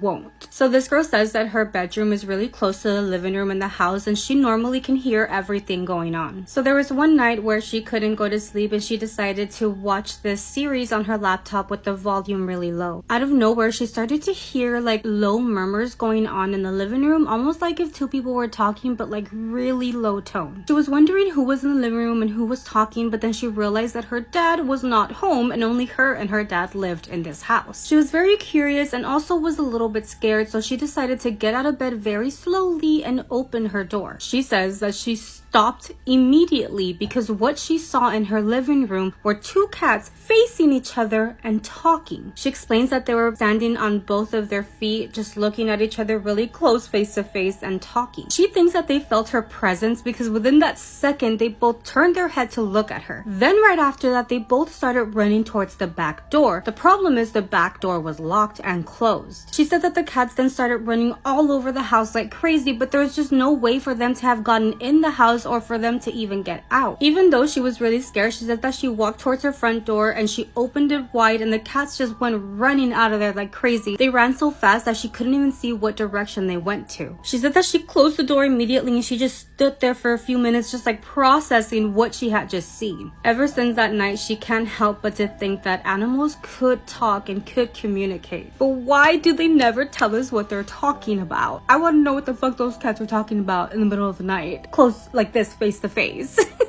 Also, like, I guess they were not their cats. They were just random cats inside of her house that were talking. I feel like that made it so much worse. But what do you guys think? Weird spooky story time, and this guy has a past life memory. And you're never gonna believe the ending. When I was a kid, I had these memories that I always knew were mine, but not from this life. I didn't realize that wasn't normal until I got older. For me, it was just how life worked. You were someone before and then you unalived, and now you're here again. The memories were always the same. A lot of chaos and yelling and screaming and people panicking. Then there was an explosion and everything went black. I used to tell my mom, remember when I unalived? And she would freak out and say, you never unalived. I'd get frustrated because I thought she just forgot. I even told her my name wasn't Kevin, it was Liana. I think I'm saying that right. Or Liana. I was little, it felt like a normal part of life, but the older I got, the more it bugged me. The memories faded, but I still remembered that I had unalived in a really loud place, and it was hot when it happened. When I got into my 20s, I started trying to figure it out. My mom didn't like talking about it, but she did tell me I used to mention Chicago a lot when I was little. That's when I started researching and found out the Haymarket riots in 1886. It was a big labor protest in Chicago where workers were fighting for an 8-hour workday. A bomb was thrown into the crowd and chaos broke out. People were unalived instantly and a lot more were injured. It matched the memories I had so closely it freaked me out. Then I found the name Leona Sheet, I don't know how to pronounce it, as one of the casualties. To me, it felt like everything lined up. The name I remembered, the city I used to tell my mom about, and the memories of chaos and the explosion. Creepy, but honestly kind of amazing at the same time. So I had never heard of the Haymarket riot, so I had to look it up. It's really hard to find the names of casualties. So if anyone's a historian or if anyone is like really good at historical research, now that I'm not in college, I don't have access to like records like that. And I only have a subscription to the Santa Cruz Sentinel. So if anyone has information on the Haymarket riots and if any of this sounds like it lines up, let me know because this is a really cool story. If any of you have past life memories, let me know in the comments or send me your story because this is so interesting. Weird spooky story time. This one's called The Thing from the Basement. So this story comes from a Reddit user who says that their mom was really into demonic stuff when they were a kid. He said that their family had just gotten their first computer and his mom found one of those ritual things online and she became obsessed with summoning rituals. It kind of involved red fluid and black candles. But she always claimed that nothing came of it. But from his perspective, something did. A few days after she performed a ritual in the kitchen, right next to his bedroom, by the way, something huge happened late that night. Everyone was asleep, and then there was a massive bang in the basement right below his bedroom.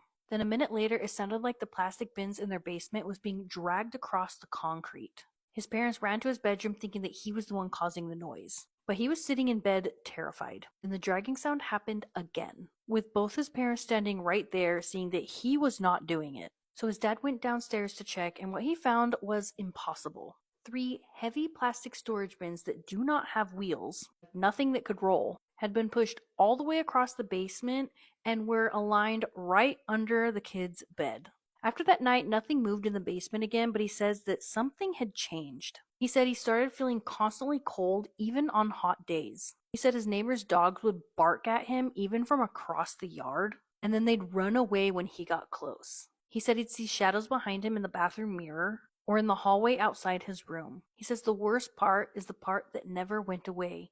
He still always feels cold. He says he gets a cold sensation like something's wrapping its arms around his neck. He said all of this started after the basement incident, and that was 24 years ago. He said he never believed in ghosts until that night. He said his mom was so shaken by everything that had happened that she finally admitted what kind of rituals she was doing. He said that whatever his mom had summoned obviously did not show up for her, and likely attached to him instead. He says that whatever has been with him since then has never hurt him, that he's even actually got used to it. He said that sometimes his online friends will hear something in the background and be like, hey, did you say something? And playfully he's always like, nope, it's probably just my ghost. He just wants to join the chat. I'm actually really surprised he's calling this a ghost, because this is not a ghost. Like, this sounds like something demonic, and just because it's not hurting you right now does not mean it's not lurking in the shadows, lying dormant, or waiting for some way or opportunity to pounce.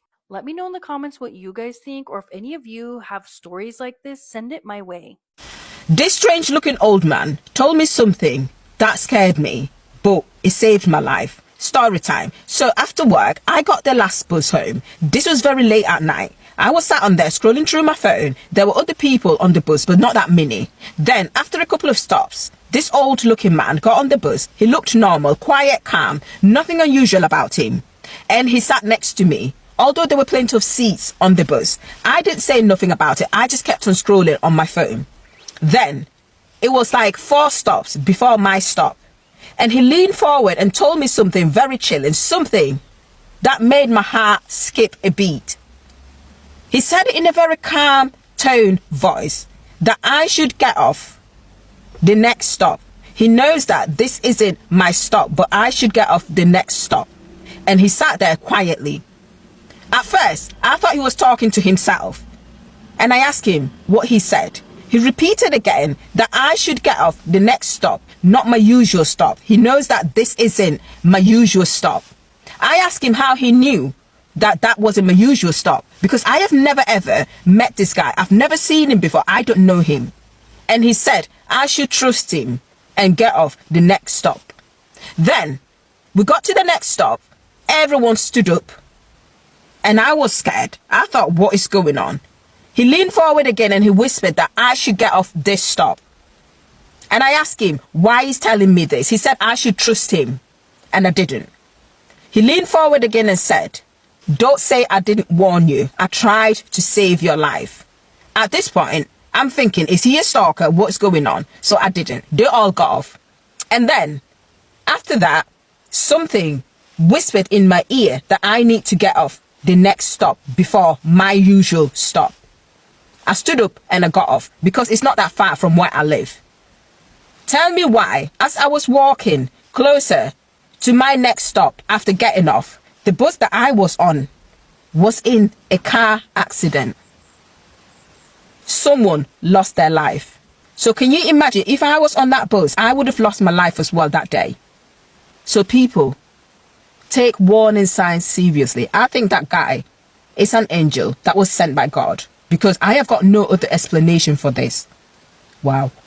Virginia Giuffre received a direct call from the FBI. They called her to inform her that there had been a credible threat on her life and advised her to go to the Australian Federal Police immediately. This was years after escaping the planes and the mansions and the people that had become her own personal prison. Now a wife and a mother of 3, she had been doing her best to try and heal from everything that came with being a victim of Jeffrey Epstein and Ghislaine Maxwell. But she wasn't naive, obviously. She knew that weird things had been happening, signs that someone had broken into her house, deadbolts mysteriously left unlocked, things out of place in the house, cars driving by her house at nighttime with their headlights pointing directly into her windows, things that felt like threats, or at the very least, like they were supposed to be sending a message. And by the way, this was not only happening to Virginia Giuffre, but also to other victims of Epstein's and Maxwell's that had managed to escape that world. Of course, this isn't a new thing. Epstein had previously told Virginia years prior, while he was sliding down a picture of her little brother across his desk, saying, we know where your little brother goes to school, we know where your family lives, you must never tell a soul about what has happened inside of this house. She knew this was him or someone in his circle. After receiving that call, Virginia and Robert Giuffre put their kids in a mobile house, loaded the dogs, and drove 8 hours to a town that was completely off the grid where they would live for the next 3 weeks. Quote, how do you decide when a credible threat to your life is no longer dangerous? The answer, you don't. Quick break for a quick intro. I'm going to be trying my best at going through the remainder of this book with you guys. I also think I forgot to mention in my last video, this book is called Nobody's Girl. Every one of you should go and read it. Big mental health warning again at the start of this video.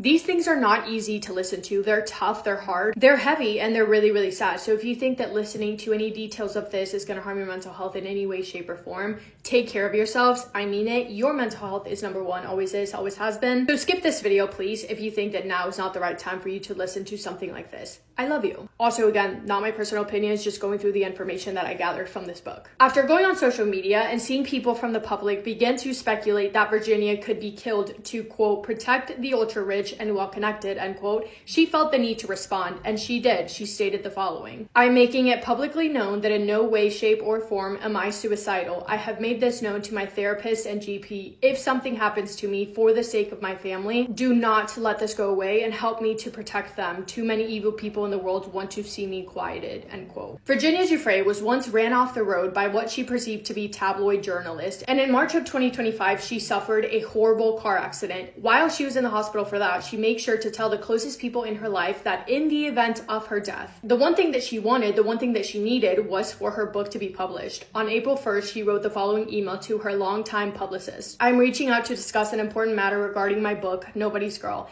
It is my heartfelt wish that this work be published, regardless of my circumstances at the time. The content of this book is crucial as it aims to shed light on the systemic failures that allow trafficking of vulnerable individuals across borders. It is imperative that the truth is understood and that the issues surrounding this topic are addressed, both for the sake of justice and awareness. In the event of my passing, I would like to ensure that Nobody's Girl is still released.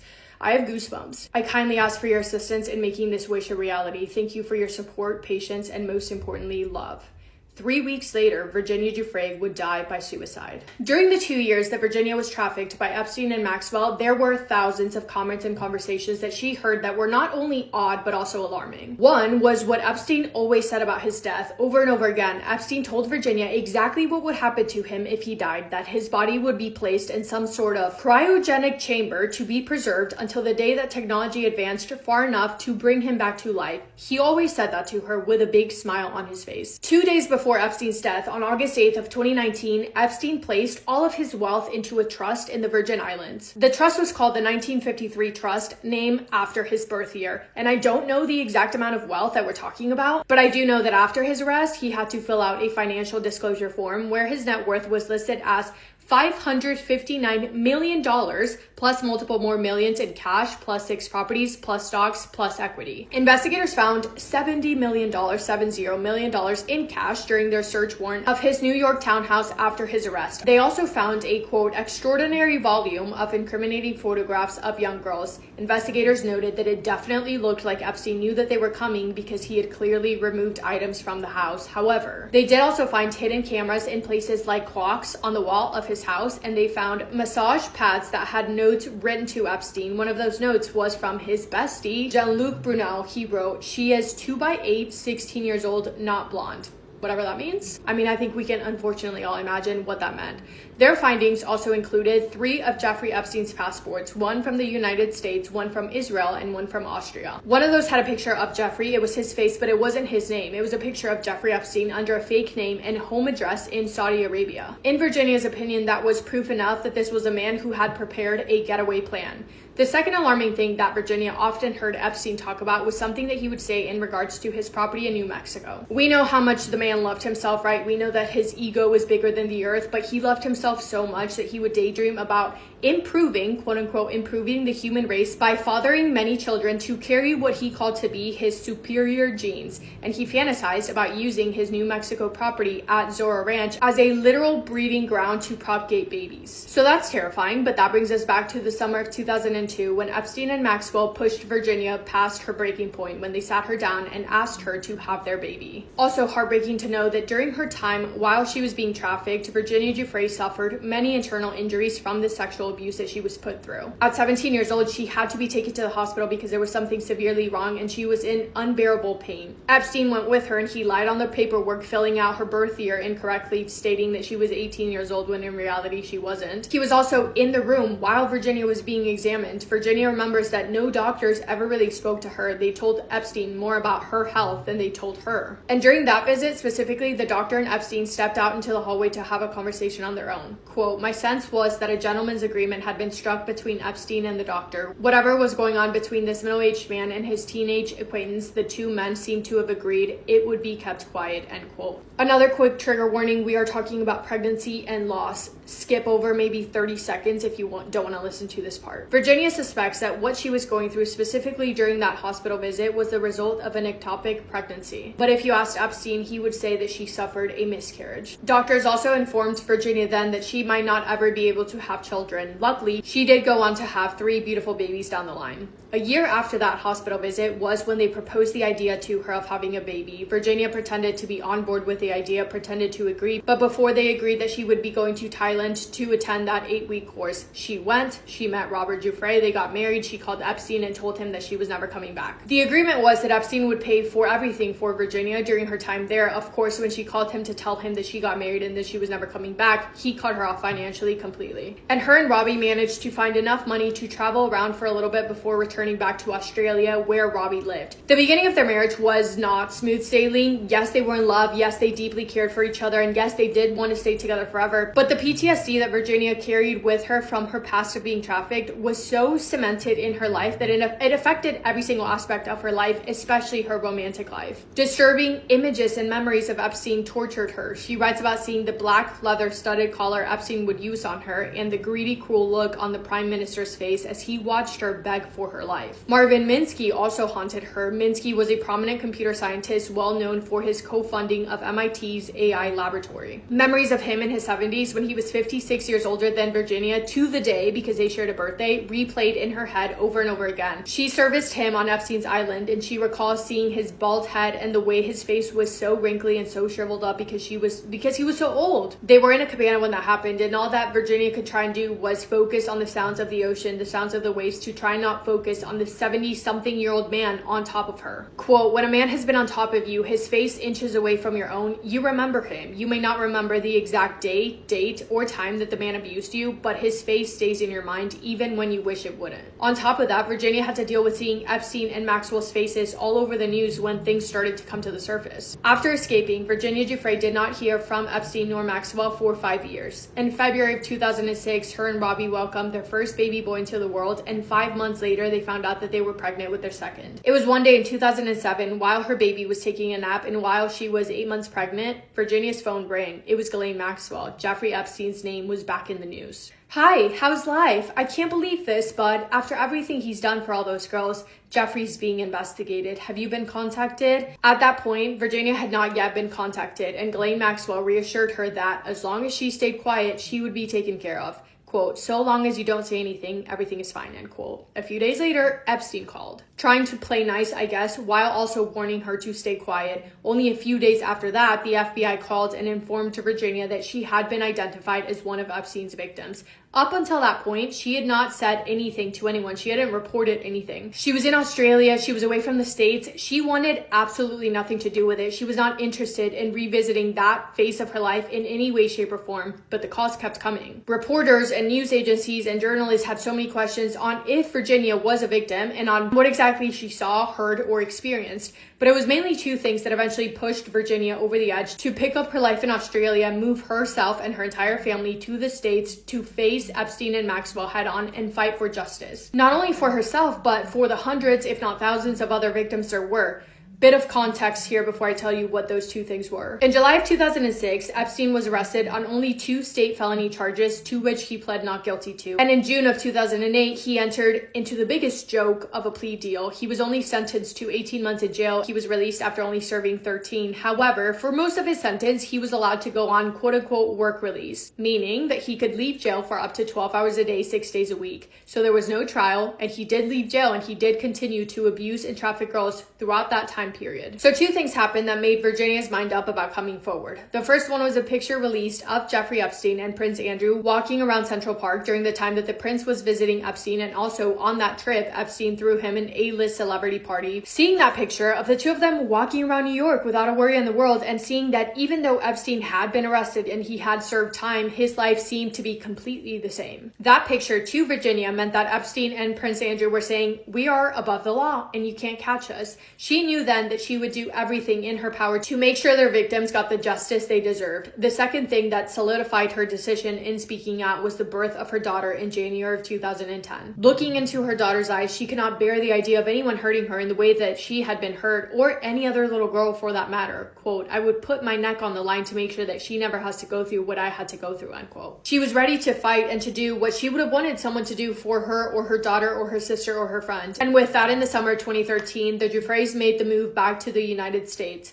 For a while, Virginia's name was not public. She had told bits and pieces of her stories, but to the public, she was known as Jane Doe number 3. It was on January 2nd of 2015 that Ghislaine Maxwell herself identified Virginia, quote, "Jane Doe number 3 is Virginia Roberts." Roberts was her last name before she got married. Each time the story is retold, it changes with new salacious details about public figures and world leaders. Ms. Roberts' claims are obvious lies and should be treated as such and not publicized as news, as they are defamatory, end quote. Ghislaine Maxwell is and always has been incapable of admitting to anything. For example, she has said on record in regards to Epstein that she didn't really know him that well. Yeah, she said she didn't really know the guy. She said that they were ever hardly together, didn't really see each other much because they were always so busy. Please. She has also stated that she only, in her entire life, only ever slept with Jeffrey Epstein once because he had a heart condition that would not allow him to engage in much sexual activity, and that she herself also happened to have a medical condition that did not allow her to be sexually active that much. No matter how many victims came forward with different stories about Maxwell, she has always denied them. One victim said that she was first sexually abused by Epstein and Maxwell when she was only 14 years old. And she stated they robbed her of her innocence and robbed her of her mental health. Another stated that she had just lost her mother to cancer when she was 11 years old, and soon after that she was approached by Maxwell and recruited for Epstein, stating that that was the beginning of the end of her childhood. Another victim also stating that she had attempted to reject Epstein's advances, but that only seemed to excite him more. Maxwell was the one who recruited her. And another one stating that she was abused by Epstein and Maxwell when she was only 14 years old and raped at 15 years old. Quote, "He stole my chance at feeling love because I was so scared to trust anyone for so many years," unquote. But the amount of stories nor victims mattered to Maxwell. To this day, she maintains her innocence. Shortly after Ghislaine identified Virginia publicly, late one night she was home alone with the kids when she saw headlights pulling into her long driveway. A car drove in slowly towards her house with the headlights on and just stopped right in front of her house, right in front of the windows. Virginia was already on edge. Paparazzi had been following her and her family around constantly with no respect for their privacy, and she was home alone with her 3 little kids. She rushed to get her daughter out of bed. She called out for her 2 sons, and she made all 3 of them sit on the floor of her closet, saying, quote, "I need you to be quiet. I'm going to mostly close this door so you will be safe, but don't be scared. Mom is going to take care of this." And then she grabbed her weapon and waved it into the blinding headlights. For 5 minutes straight, it felt like a complete face-off until the driver of the car slowly put the car in reverse and drove off. After that, Virginia called the cops. She later learned that other victims of Epstein had experienced the same kind of intimidation. Bright headlights pointing at their windows at nighttime. She got cameras for her house as well as deadbolts, but multiple times when she would leave the house, she would come back, the deadbolts would be broken into. Once the front door was left wide open, her dog was by himself on the street, and more than once the cameras had been moved and pointed to directions to avoid catching whoever it was that had been there. Everything that she was going through, everything that she was facing, everything that happened once her name went public was not only, quote, intrusive, it was dangerous, unquote. And she was faced with the difficult battle of wanting to fight for justice, but also not wanting to put her family in danger. On July 6th of 2019, Jeffrey Epstein was arrested on federal charges related to trafficking. And then it kind of started to feel like a domino effect for other men who had been connected to him. A director from Harvard University had connections in relations with Epstein. The university had received over $9 million in quote-unquote gifts from Epstein, and the program that he was the director for would soon shut down. Leon Black resigned as chief executive of Apollo Global Management. Epstein was alleged to have made Victoria's Secret models his victims, and to clean up the disaster that he made there and the allegations regarding their connection, the company spent $90 million to clean up its act. Jess Staley resigned as the CEO of Barclays Bank. Deutsche Bank and JP Morgan Chase faced lawsuits being accused of profiting from Epstein's trafficking operation. Those settled for $75 million and $290 million. In connection to those two banks, there were 40 victims that came forward, Virginia being one of them, claiming that the banks had facilitated Epstein's abuse of them. A different lawsuit alleged that Jess Staley, a former top executive at JP Morgan, quote, may have been involved in Epstein's trafficking operation. There were also court papers showing emails between Jess Staley and Epstein, and it seems like they were using code words based on Disney characters. 53-year-old Staley emailed Epstein saying, quote, that was fun, say hi to Snow White. Epstein's response to that was, what character would you like next? Beauty and the Beast. Well, one side is available. And then Bill Gates' ex-wife spoke out, saying that although there were several different reasons as for her divorce, the relationship that Bill Gates had with Epstein was definitely one of them. Her name is Melinda. She stated, quote, I did not like that he had meetings with Jeffrey Epstein. No, I made that clear to him. She met Epstein one time and she regretted it the second that she walked in the door, calling him evil personified. Virginia Giuffre's story has been questioned and judged and ripped apart in more ways than one over the years, but in regards to all those who say that her story is not factual, she admits that in the beginning she did change some small details about her story. For example, the third time that she serviced Prince Andrew was on Epstein's Island. In an earlier version of events, she stated that the third time happened in New Mexico instead of the island. Virginia writes in her book that she had been advised that if she changed part of the narrative, then she could not be sued. Quote, I changed those details on purpose, thinking wrongly that I was protecting myself, end quote. But when she was ready to tell her full story, her full truth, she worked with her legal team to contact all of the major TV networks. Every single one of them wanted to interview Virginia. She ultimately decided to go with ABC, and she was so eager to finally be able to tell her story. For 90 minutes, she spoke about the most vulnerable things that had ever happened to her. She said everything that she knew about Epstein and Maxwell and about how they had organized their trafficking operation. She stated several men that she was trafficked to by name, going in details about specific times of abuse. She shared quite literally the worst things that had ever happened to her in her entire life, and she cried while doing so, and then she waited. But guess what? ABC never aired the interview. 4 years later, according to the person who interviewed Virginia, the reason as to why ABC did not release that interview was because Epstein's lawyers, as well as the British royal family, allegedly, the royals asked them not to air the interview, and ABC agreed because they did not want to lose access to Prince William and Kate Middleton in the future. Virginia Giuffre spent years in unimaginable, unbearable pain, both physical and emotional, but she refused to let that define her. She escaped, she rebuilt her life, she found love, she became a mother, and then when she could have stayed silent and safe, she chose to fight back. Her decision to come forward helped send both Epstein and Maxwell to prison. Her courage gave other survivors the strength they needed to be able to speak out. And even though Virginia is not here anymore, all of the love and the strength that she poured out into this world is still here. This book, I don't know why it makes me emotional. I guess I do know why, because everything in here is so terrible. I don't know what word I would use to describe Virginia Giuffre. The strength of this woman is admirable. But this book is her final testimony. It's her last word. It's her gift to every survivor who's ever been told to stay silent. Virginia wanted this story told, and now I think it's up to us to listen. And I want to end this video with a quote that Virginia left in this book. Quote, never doubt that a small group of thoughtful, committed citizens can change the world. Indeed, it is the only thing that ever has. End quote. I have goosebumps again. Yeah.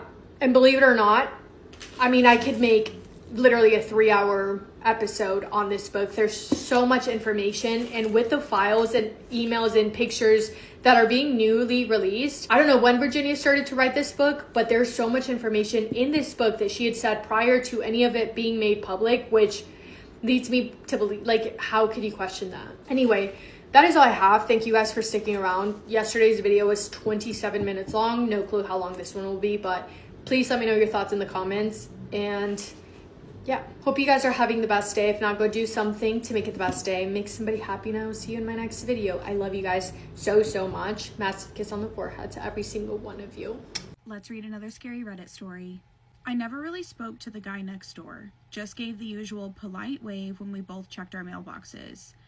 He seemed normal enough, maybe a bit quiet, always wearing the same gray hoodie. Things got weird about a week ago. I woke up around 3 a.m. to get some water and glanced out the kitchen window into his backyard. It was pitch black, but the motion sensor light flickered on. He was standing there, dead center on the grass, facing my house. He wasn't doing anything, just standing rigid with his arms at his sides. I watched him for about 20 minutes, and he didn't twitch once. It looked like he wasn't even breathing. The next night, he was there again, but closer. He was right up against the wooden fence that separates our properties. His head was tilted slightly, like he was listening to something inside my house. I didn't sleep that night. I just sat in the hallway, holding a baseball bat, listening to the silence. Yesterday was the worst part. I came home from work and noticed the gate to my backyard was unlatched. There were muddy prints on my patio concrete. They were bare feet. They walked up to the concrete and stopped right at my sliding glass door. I cleaned them up, but then I noticed the glass itself. There was a greasy smudge on the window, the shape of a forehead and a nose, pressed hard against the pane. The smudge was way too high up for a normal-sized person. I haven't looked out the window tonight. I'm too afraid I'll see his face pressed against the glass, waiting for me to notice him. That's creepy. When I tell you that this is the most disturbing missing persons case, I 100% mean it. Because you don't just go missing after jet skiing with a creepy man that you just met on vacation. 14-year-old Max DeVries went missing while on vacation with his family in Aruba back in 2004. The circumstances surrounding his disappearance are bizarre. And I've talked about his disappearance once before, but it's insane that more people don't know about it. Nothing has disturbed me more than learning about what happened to him, and the fact that the people responsible have probably gone on to hurt so many other victims. So let's talk about it. Part of the reason why this story is so horrifying is because in 2002, just 2 years before Max would vanish, his dad would suddenly die after having a heart attack. This would leave Max's mom to raise her 2 children alone, which is already devastating enough. But fast forward to May of 2004. The DeVries family, which now consisted of Yvonne, her son, 14-year-old Max, and his younger sister Dominique, were trying to put their lives back together and get used to the new normal without their dad. So to take their mind off things,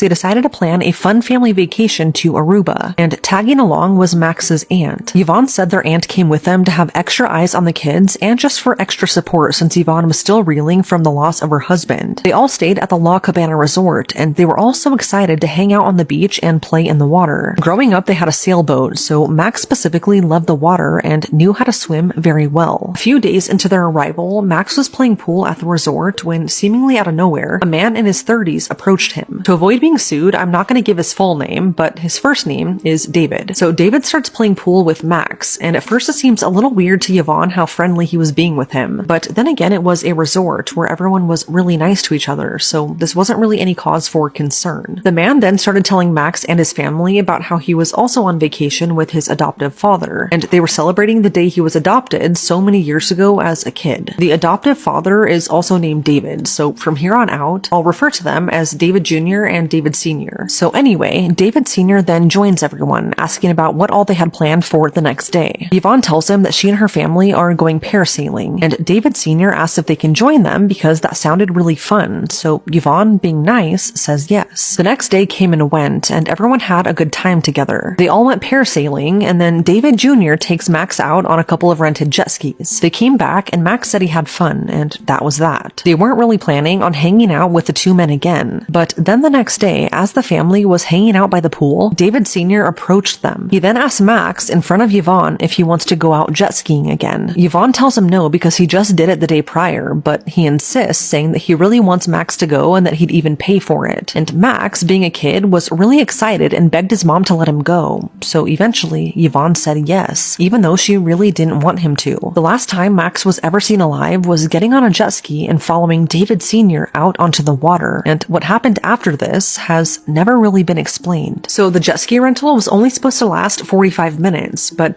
over an hour goes by and Max and David Sr. are still not back yet. So Yvonne starts to worry and heads down to the beach. But to her surprise, there were people already trying to look for the two with binoculars. This is when things start to get strange. In a panic, Yvonne goes back to the resort and tells management that her son is missing and that he was last seen with this strange older man that is also staying at this resort. So management then goes to the men's room and starts knocking on the door in hopes of finding David Jr. inside, but nobody answers the door. So authorities were notified and a search and rescue boat was sent out to try and find them. In the distance, Yvonne could see the boat coming back, but mysteriously, only one person was on the boat, and it was David Sr. Max was nowhere to be found. What's odd is that this entire time that they were looking for the two, David Jr. was mysteriously missing as well, and he only showed back up when his dad was being rescued and being brought back to shore. When Yvonne asked him where he had been because they were looking for him, he said that he had passed out drunk in his room and didn't hear anyone knocking. When David Sr. was brought back to shore, he was mysteriously covered in scratches all over his neck and arms, and when asked about what happened, his answer was truly disturbing. David Sr. said that he and Max went out to a sandbar a few miles away and decided to get off their jet skis. When they tried to leave, their jet skis wouldn't turn back on, so Max tied them together so they wouldn't float away. But as he was doing this, he said that he heard a loud thump, and when he looked around, he saw Max floating away. He said that was the last he ever saw of Max, and that he didn't try to help him or anything. Because of the scratches all over him, the Aruban police brought him in for questioning, and his story started to not add up. David Sr. first told police that Max let go of the jet skis and started swimming to shore, but he then changed his story entirely. He was just very calmly floating away, like he didn't even try to swim. The man said he tried calling out to him, but Max wasn't responding, although he said his eyes were open. It was very obvious that he was lying and hiding something, so Yvonne asked authorities to check under his fingernails to see if they could find any DNA, or to possibly give him a lie detector test. But Aruban police told her no, that this isn't America, and that they don't do things like that. When asked about how he got those scratches, David Sr. said that he got them from trying to climb back on his jet ski. It's weird because he had done this before, like he wasn't new to riding jet skis, but his entire neck and both of his arms were literally covered in scratches. That doesn't just happen by simply trying to get back on a jet ski, I'm sorry. Although this man was clearly hiding something, the police let him go and pretty much just believed every word he said. Although a massive search was launched by boat and air, Max was never found. Authorities stated that Max was lost at sea, that this was all just a tragic accident, and they eventually stopped searching for him. There really wasn't much that Yvonne could do as authorities weren't helping her, so she and her daughter had to go back home without Max. One thing that really stood out to me though was that on the flight home, the two men were actually sitting behind Yvonne, and David Sr. said something to her that is honestly really sinister. He asked Yvonne if he could send her flowers on Max's missing anniversary. Who says something like that? After this, Yvonne never saw those two men again. After going home, Yvonne did everything she could to try and get media attention for Max's disappearance, but this was quickly overshadowed by the disappearance of Natalie Holloway, who also went missing in Aruba just a year after Max, and news of her disappearance was everywhere, like you couldn't turn on a TV without hearing about it. Not too long after this, a local police detective near Yvonne's home in Michigan decided to take on Max's case. It didn't take him long while researching Max's case to immediately figure out something horrible happened to him, and that it wasn't just an accident. He started reviewing the statements given by David Sr. in Aruba and noticed how his story didn't add up. So he decided to run a background check on him, and what he found is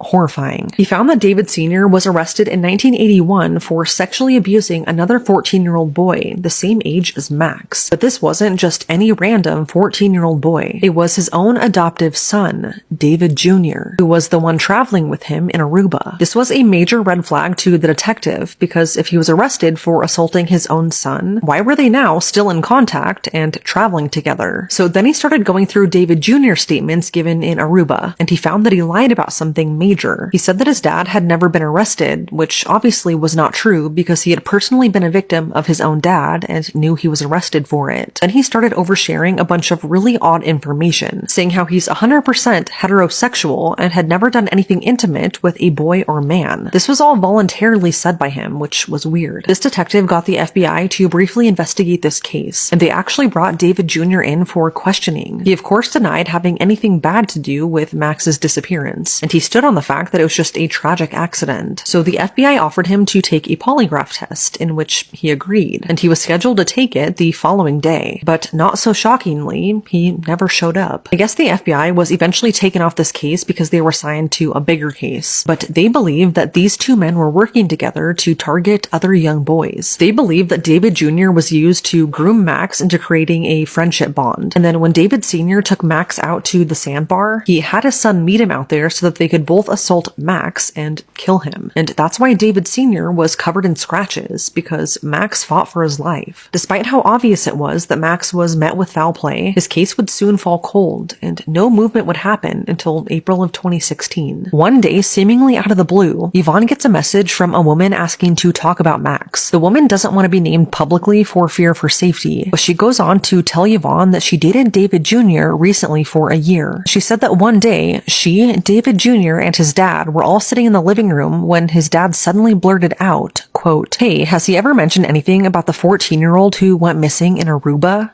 End quote. The woman says no because David Jr. had never mentioned anything about it before, and his dad said that his son was really close with the boy and it hurt him a lot when he went missing. Later that night, the woman asked David Jr. what happened that day in Aruba, which made him incredibly mad. He yelled at her to never mention him ever again. Apparently this woman had a son from a previous relationship, and she said that after this interaction, she started paying attention to how David Sr. would act around her son. She said he got really close with her son and always wanted him to sit on his lap. She left after this and decided to Google missing 14-year-old boy in Aruba and found Max's story. She then reached out to Yvonne wanting to somehow help. This is when Yvonne found yet another girl this man had dated and had reached out to her as well. This woman said that on one occasion, David Jr. told her that the only good thing his father had ever done for him was get him out of trouble in Aruba. She said that David Jr. would sleep talk and say Max's name, and one night she confronted him about it, asking who Max was. He then snapped and held her at gunpoint, strangling and stabbing her, but somehow the woman was able to escape and survive this attack. David Jr. was arrested for this, but somehow he only ever got 2 years probation for literal attempted murder. It's now been 20 years, and Max has never been found. The two men have never been charged in connection to this case, although the way I see it is that there are two people in this entire world who know exactly what happened to him. Max's mom is here on TikTok trying to get some focus back on his case, so please go and follow her and show her your support. Nothing, and I mean nothing, is worse than having a child go missing and decades later still not having any answers. But it's now been 21 years, and what exactly happened to Max that day in Aruba remains a mystery. From a young age, Carrie O'Connor had an intense love of learning.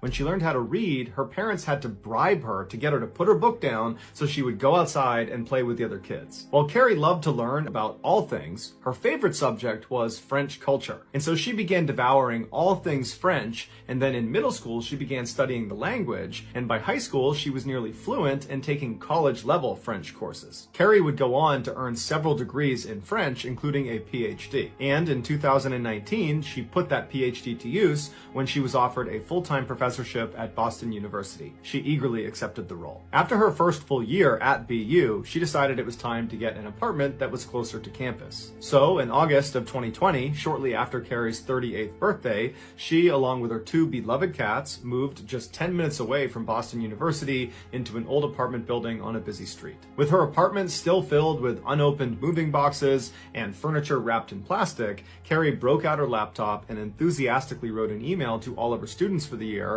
titled The Joy of Learning French. In it, her students saw her passion for the French language and how excited she was about the upcoming academic year. A few weeks later, on Monday, September 14th, Carrie was back at her apartment building after classes, and she had just purchased a brand new piece of furniture that she wanted to haul up to her apartment. This piece of furniture was not actually assembled. All the parts and the directions were inside of this box that was 7 feet tall, 1 foot wide, and weighed just under 80 pounds.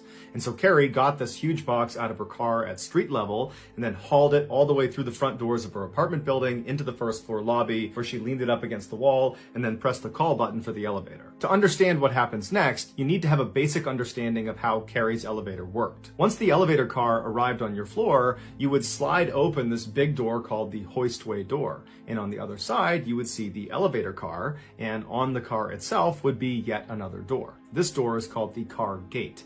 This metal accordion-style door would also be slid to the side manually, but unlike the hoistway door, the car gate had to be shut all the way in order for the elevator to move between floors. So when the light dinged in the first floor lobby above Carrie's head, she opened up the hoistway door, and then she reached inside and slid open the car gate, and then she grabbed her package and began trying to push it inside of the elevator car. The only way it looked like she could fit this huge package inside of the elevator was if she got it in there at an angle standing up.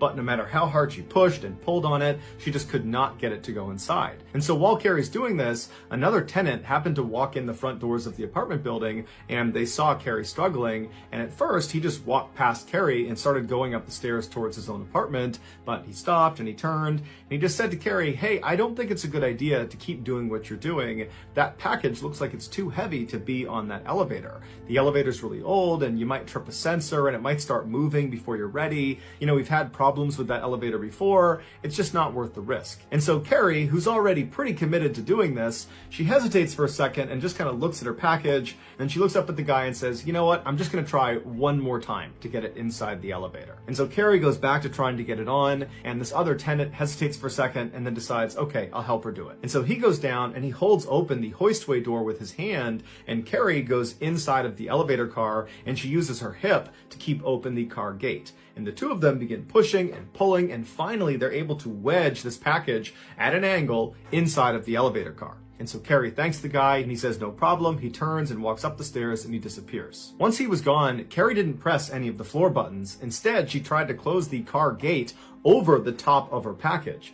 But at the same time, a maintenance worker in the floor below her, which was the basement, hit the call button for the elevator. Unbeknownst to Carrie, the top of her huge package, when they wedged it inside, had pressed up against the sensor at the top of the door frame that registers when the car gate has shut. And so when the maintenance worker pressed the call button, because that package was pressing on the sensor, it tricked the elevator into thinking the gate was shut and secured, and now it was time to move. And so the car began to go down, but it only made it a couple of feet before the movement caused the package to slip off of the sensor, causing the elevator to stop. Carrie was most likely very confused how this car would have moved, considering the car gate was still wide open, but she had bigger problems. She was now trapped between the first floor lobby and the basement. But she didn't panic. Instead, she decided she would just get her package back inside the elevator car, and then she would figure out what to do next. The package, when it came off that sensor, had fallen forward and was basically jutting out of the elevator. So the top half of it was in the first floor lobby, propped up against the floor of the first floor lobby. And so Carrie turned around so her back was facing outside of the elevator, and she got down in a squatting position underneath her package, so her shoulder was up against the package, and then she began pressing it up as hard as she could until she managed to press the package back inside of the car. But again, the top of that package made contact with that sensor that registers whether that gate is shut, and so believing it was shut and secure, the elevator began moving down again. And this time, Carrie, whose back is to the opening of the elevator, she lost her balance and fell backwards out of the elevator into that narrow space between the outside of the elevator and the inside of the elevator shaft. Now, if the elevator had not been moving, she probably could have just crawled back up into the elevator, but unfortunately, her package this time did not slip off the sensor. And so the elevator still believed the gate was shut, and so it kept on moving down. And so as soon as Carrie fell into this narrow space, the movement of the elevator would have kind of sucked her up into that space, crushing her up against the inside of the elevator shaft wall as the car forces its way down past her towards the basement. But the car doesn't even get to the basement. It stops once Carrie is pinned perfectly between the elevator and the elevator shaft walls. When the fire department finally arrived, it was too late. Carrie was already deceased. In June of 2018, 18-year-old straight-A student Tyler Turner graduated from his high school in Central California. In the fall of that year, he was scheduled to go to the University of California, Merced with a full scholarship. He planned to study biochemical engineering because he was born with cerebral palsy and wanted to help other people with the condition. In August of that year, one of Tyler's friends said they wanted to go skydiving to celebrate their birthday. Tyler was nervous about it, but he had never done it before and figured, you know what, it'll be fun, I'll do it. His mother, Francine, who was very close with her son, was very nervous about her son jumping out of a plane, and so she asked if she could tag along to provide moral support and maybe take some pictures, and he said that was fine. So on the 6th of the month, Tyler and his mother hopped in the car and drove over an hour north to the Lodi Parachute Center, where they met up with Tyler's other 3 friends. They were all very nervous, but very excited. So the group went inside the main building, and Tyler went up to the counter and he paid $100 for a single tandem jump from 13,000 feet. A tandem jump is when 2 people jump together under one parachute. And so most commonly, you're going to have the instructor who's got the parachute on his or her back, and then on their chest, harnessed at 4 different points, is going to be their student or whoever they're jumping with, and they don't have a parachute. They're just tethered to the instructor who has the parachute. And so in this case, Tyler would be strapped onto his instructor. And so the advantage for Tyler as a first-time jumper is that he would not need to do anything once they're in free fall. The instructor would be 100% in control of keeping them steady in the air, of pulling the parachute, of dealing with any malfunctions, of flying the canopy, and of landing. It's all done by the instructor. After paying, Tyler and his mother walked over and met his instructor, the guy he'd be strapped onto. It was a 25-year-old man named Young Kwan who told him he had jumped over 700 times. And so Young told Tyler that he needed to watch a safety video before they did anything else. And so Tyler and his mother walked into the room, they sat down, the TV turned on, and a very simple safety video came on. And partway through it, another instructor walked in and just turned it off and told Tyler and his mother, you've seen enough, you guys can go. Francine was a little bit alarmed at this behavior because it seemed odd to skip over safety when you're jumping out of a plane for the first time, but she figured, you know what, they must know what they're doing, I'm sure it's fine. Just before 10 a.m., Young helped Tyler get into his tandem jump harness that would allow him to connect onto Young's chest. And then afterward, Tyler walked over to his mom, gave her a big hug, told her he loved her, and then he departed his mother and walked his way over to the staging area where he and the other jumpers, that included his friends, were waiting for the plane to start so they could actually board. While they waited, Tyler was really nervous, and his instructor picked up on it, and so to put Tyler at ease, he began filming Tyler and interviewing him about his upcoming jump to kind of make light of the whole situation, and it seemed to work. My name is Tyler Turner. What do you do here? I am going to jump out of a plane. It's your first time? First time indeed. That's my mom over there. Hello. Very loving mom. Done a lot for me in my life. Hope more that she'll help me with more of my life, because I want to make it. Okay, we're going to make it. After they recorded this video, the plane was ready to go, so it was time to start boarding. And so Tyler and his instructor walked over, but Tyler stopped on the tarmac. He took a knee and prayed. And then he stood back up, he turned to his mother, he waved one more time, and then he boarded the plane. After a little while, the plane took off, and then after a little while longer, it was up at 13,000 feet, flying in circular patterns.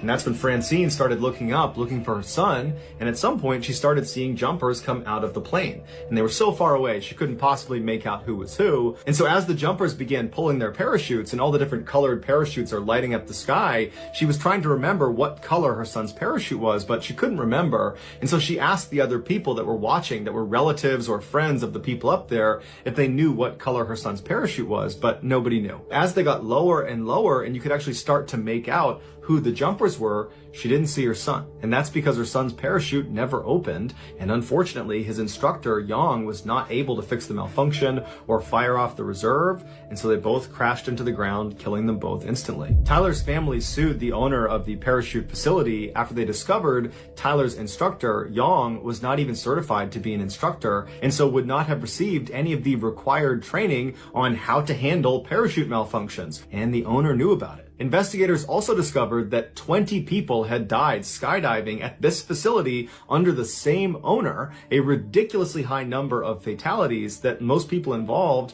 are attributing to the owner's general disregard for safety. And ultimately, a judge agreed with that sentiment and awarded the Turner family $40 million from the owner of this facility. During a busy 2009 weekend on a popular river in Florida, 2 boats collided. Within minutes, one of them, a 40-foot-long pleasure craft, had sank, Luckily, all the passengers on both boats survived, but unluckily, where the sunk boat finally landed underwater was not very deep, and it was just barely outside of a main shipping channel, which meant if it didn't get moved, someone was eventually going to run into it. The marina owner contacted a local commercial diver and asked him if he would come out and lift this boat up and move it, but that diver was not going to be available for several weeks, and he was asking for too much money. So the marina owner reached out to another local diver, a guy by the name of Tim, and offered him the job. Tim was not a commercial diver. He was a 43-year-old recreational diver who was well known in the area and had lots of diving experience.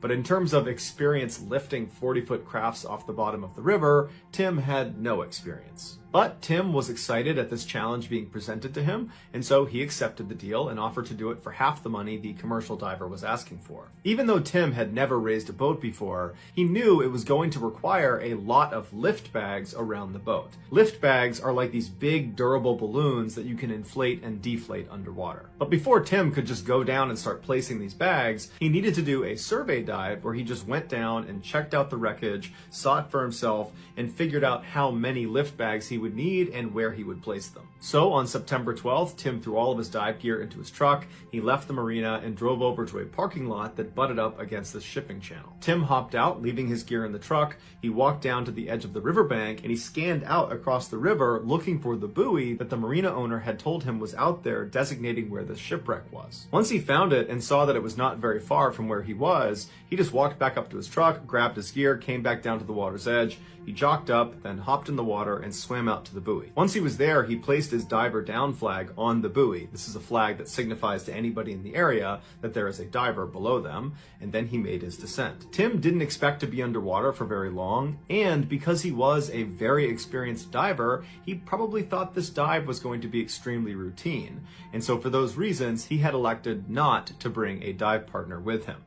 This is a huge no-no in the diving community, especially if you're going to be diving in a hazardous environment like a shipwreck. But Tim was confident, so he broke that rule. One of the pieces of gear that Tim had brought with him was a diver propulsion vehicle, or DPV for short. These DPVs come in all shapes and sizes, but what you should picture in your head is like a little torpedo with a propeller on the back, and the diver holds on to this torpedo and controls the speed using a throttle, and basically just rockets around underwater. The current in the river that Tim was going to be in was fairly strong, and so Tim brought his DPV to help him stay near the shipwreck as he inspected it. After Tim went subsurface, he grabbed a scooter and began going straight down, and the water was not very clear, so he couldn't see the shipwreck at first. But after going down about 50 feet, he saw this beautiful boat. It was perched on its side on this fairly steep embankment with its nose pointing in the direction the current was flowing. Right away, Tim got to work swimming around the shipwreck, looking for different points on the boat where he could attach lift bags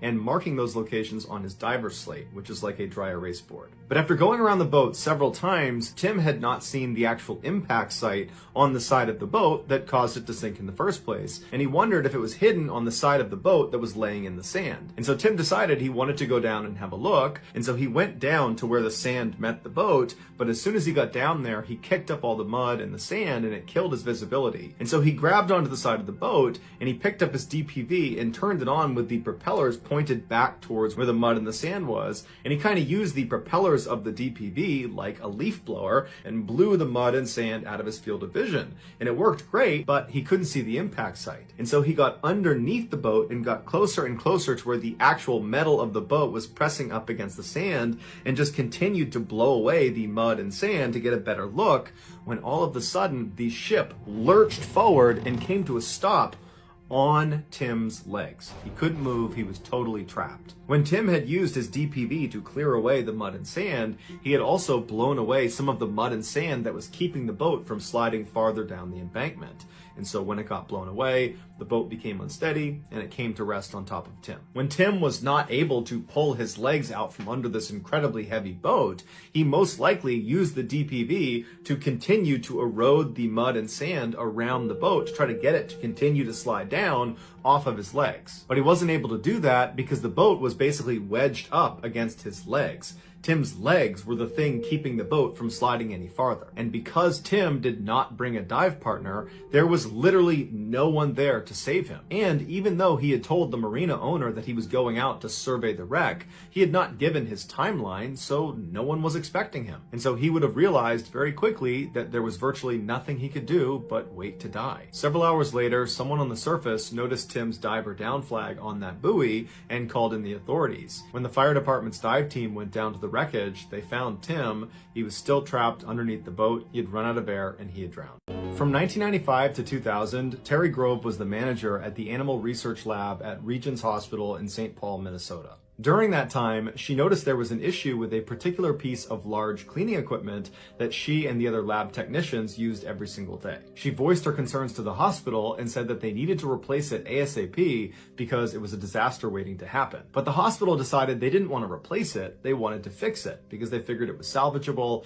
and it was more cost effective this way. But after the repairs, Terry and her team reported having the same issue with this piece of machinery. And so again, the hospital decided to fix it instead of replace it, and again, after the repairs, Terry and her team said the issue persisted. For years, Terry complained to the hospital that there were big issues with the design of this piece of equipment, that no matter how many times you try to fix it, it's always going to have this core issue, which is why it needs to be replaced. But the hospital was unwilling to spend the additional money required to replace this piece of machinery, and so eventually Terry and the rest of her crew just had to accept that they had a faulty piece of equipment and they had to be extra cautious every time they used it. In 2004, a few years after Terry had left the hospital, a 31-year-old woman named Tracy Kraling got a job there as a veterinary technician in the same lab that Terry had worked in. Tracy was devoted to animals, and she was a die-hard soccer and hockey player and fan. And in October of that year, she married the love of her life. Less than a month after her wedding day, she was in the lab finishing up for the day, and she needed to sterilize her equipment. And so she walked over to the still faulty piece of cleaning equipment called the autoclave. An autoclave is a device that looks kind of like an oven that uses superheated steam to sterilize equipment and other objects inside of it. The autoclave at Regions Hospital was a huge industrial version that staff would have to walk inside of to place their equipment and then walk out of before they started it. And the persisting issue with this autoclave was its door. It shut on its own. Once it shut, the suction that was created inside of it held the door shut.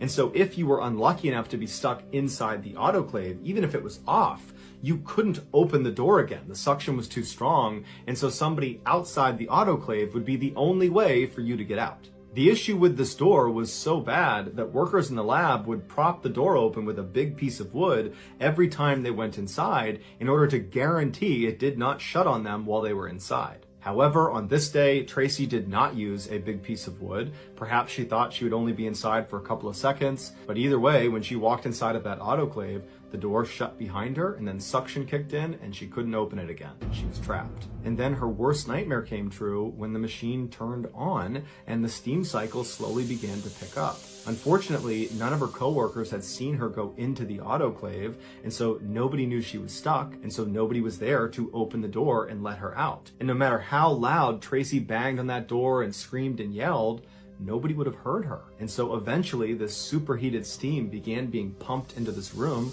all over Tracy. Eventually, when her coworkers found her, she was still alive, but she died within 24 hours as a direct result of her steam burns. The hospital was ultimately fined $75,000 for their role in her death.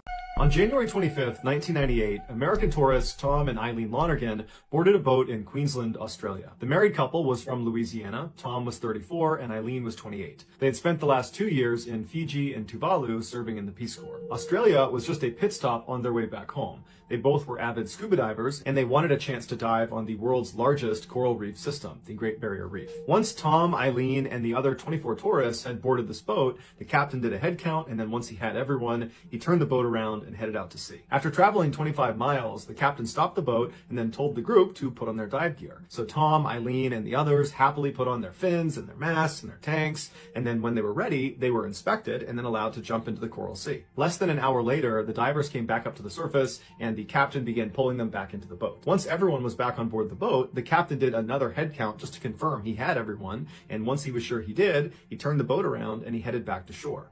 except the captain miscounted and neither he nor anyone else noticed. Shortly after the boat had left the area, Tom and Eileen Lonergan came up from their dive and looked around and realized they had been abandoned. After the initial panic wore off, they probably told each other that don't worry, as soon as that boat gets back to shore, they will find inside the boat our wallets and passports and other personal items, and they'll know we aren't with them and they'll come out and get us. And so most likely the couple was fairly optimistic as they just treaded water waiting for someone to show up any minute.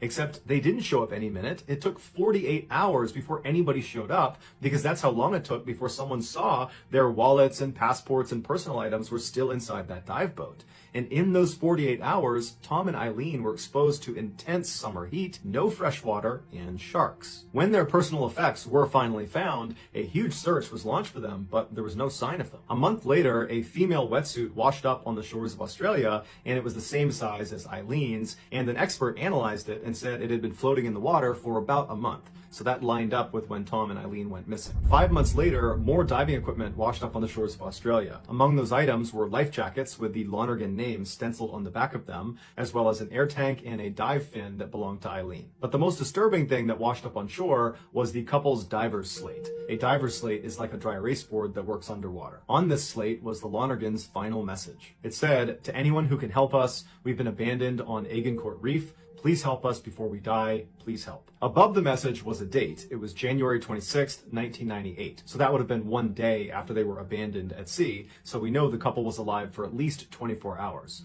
But beyond that, no one knows what happened. Some say the pair staged their disappearance so they could start a new life somewhere, or so they could take their own lives. Others say they were devoured by sharks. Most experts believe they eventually became delirious from the dehydration, and that would have caused them to willingly take off their diving equipment, and without that equipment, they wouldn't have been buoyant, and so at some point they couldn't have continued treading water, and they would have drowned. But regardless of which theory is correct, Tom and Eileen have never been found. If you take a trip to Hawaii, there's a good chance you'll visit the beautiful Rainbow Falls on the eastern side of the Big Island. But if you travel less than a mile upstream of those falls, you'll find an equally beautiful attraction that far less people know about, and it's called the Boiling Pots. 10,000 years ago, after a volcanic eruption, lava was flowing down the side of the mountain when it entered the Wailuku River. As the lava gradually cooled, the river water flowing all around it wound up carving out these standalone pools of water that were connected by a series of small waterfalls. These pools collectively make up the Boiling Pots, and they get their name because periodically the water in these pools appears to be boiling. Tourists at the Boiling Pots are allowed to look at the water from a safe distance on the cement overlook, but under no circumstances are allowed to actually enter the water. In 2015, Jolie Ricewig was a 62-year-old woman living in Kona, Hawaii, which is on the western side of the island. There, she owned a bed and breakfast whose main allure was that guests at this bed and breakfast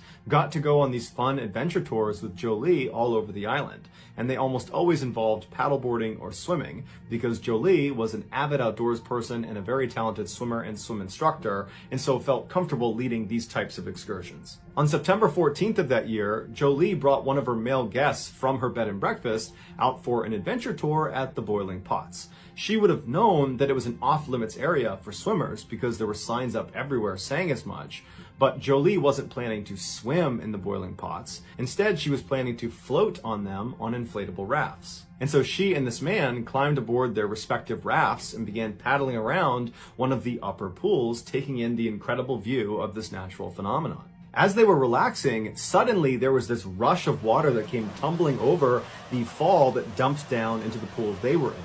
It was a flash flood. And before Jolie and this man could swim outside of the pool and get to safety, the water under them began to churn violently and actually thrust them over the edge down into the next pool. And as soon as they hit the water, they had fallen off of their rafts. Now they're swimming in the water, and they're feeling a current pulling them down and pulling them forward towards the next lip into the next pool. And so they both began desperately swimming towards the edge. Jolie actually grabbed the man and helped push him up and out to safety. And as soon as he was on land, he turned around to grab her, but she wasn't there. And so he's looking around and all he can see is her raft floating on the surface being taken down into the rapids. And so he thinks, okay, she must have fallen into the next pool. And so on the side of the waterway, he runs down and he's looking into the next pool, the next pool, the next pool, and she's nowhere to be found. And after a few minutes of looking and not knowing where she was, he called the authorities. They came out and they launched this huge search for her, but despite searching the entirety of the boiling pots and all the way downstream, there was no sign of her. And after looking for an entire week, they never found anything. It was like she just disappeared, and so they turned the search off. As devastating as this was for the family to not have closure about what happened to Jolie, this was not a surprising outcome. In fact, it was almost an expected outcome considering why the boiling pots are off limits to swimmers. Each of the pools of water that make up the boiling pots is a deep, nearly vertical shaft of water, and at the bottom of it are these entrances to these underground tunnels. And these entrances are big enough for a person to slip inside of.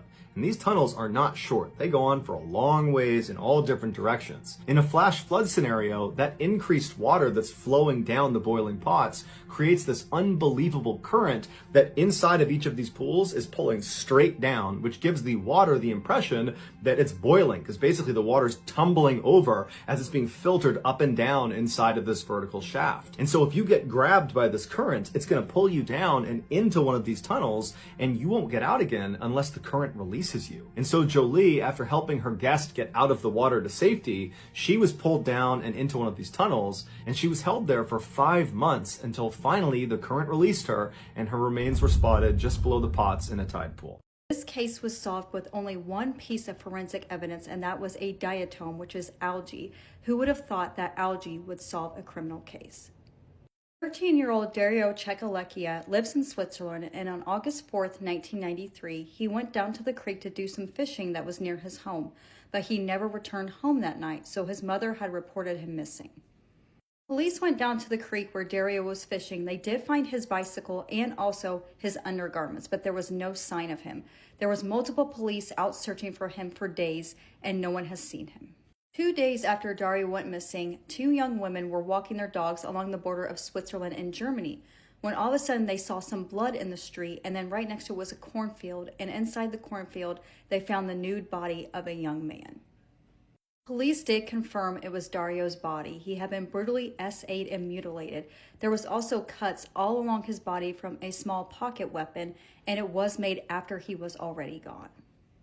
There was no DNA found on Dario's body, but they decided to swab inside of his mouth, and what they found was diatoms, which is algae, when it's mainly found in oceans, lakes, rivers, that kind of stuff, and they stick to moist rocks or also in mud.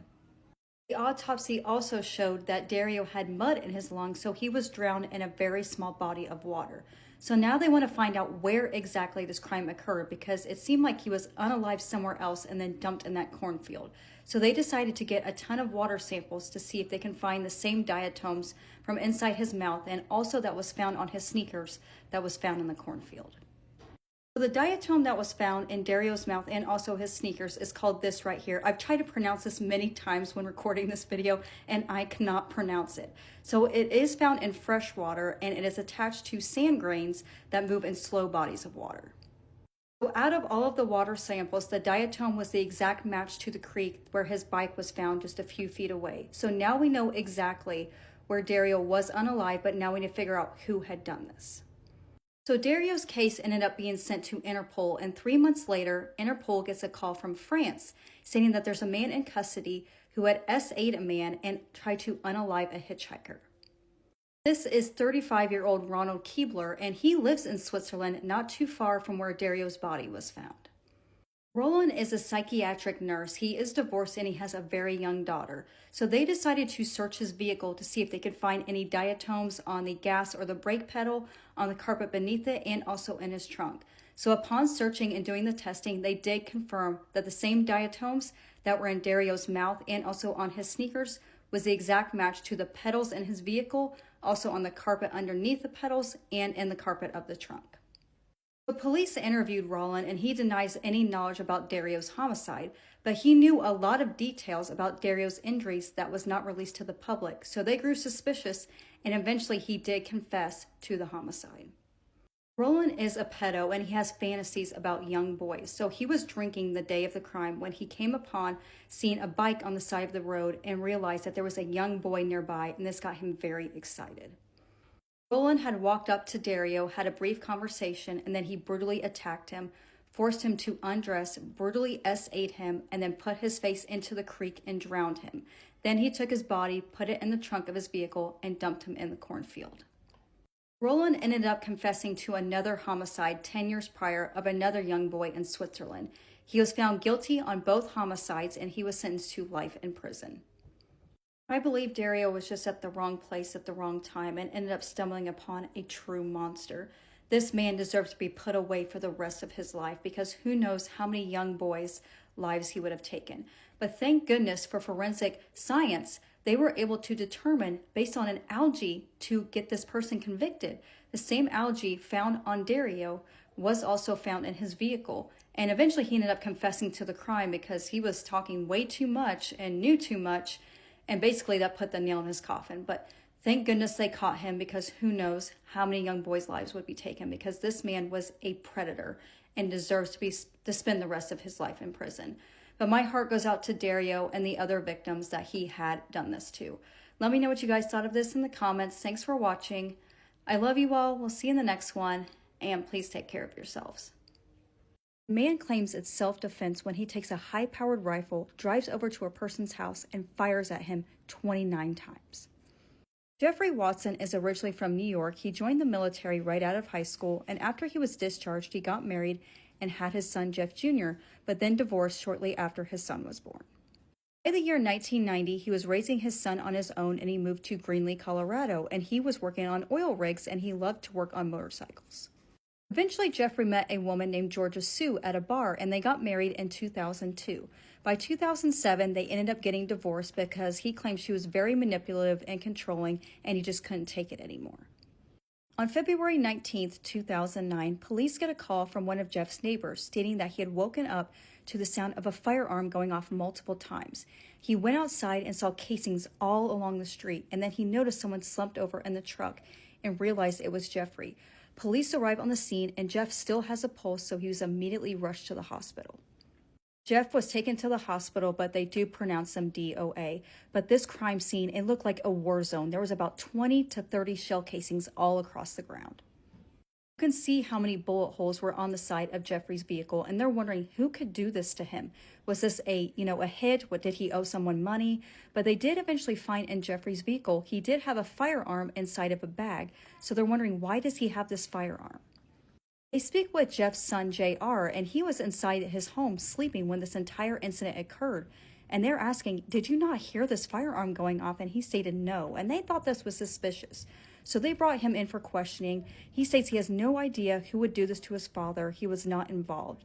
So one of his friends named Nathaniel was going to come pick him up, and they decided to question him, saying, did him and his father get into fights? Did he have anything out against him? Would he want to hurt his father? And he stated, no way. They were very close with one another, and he would never do this to his father.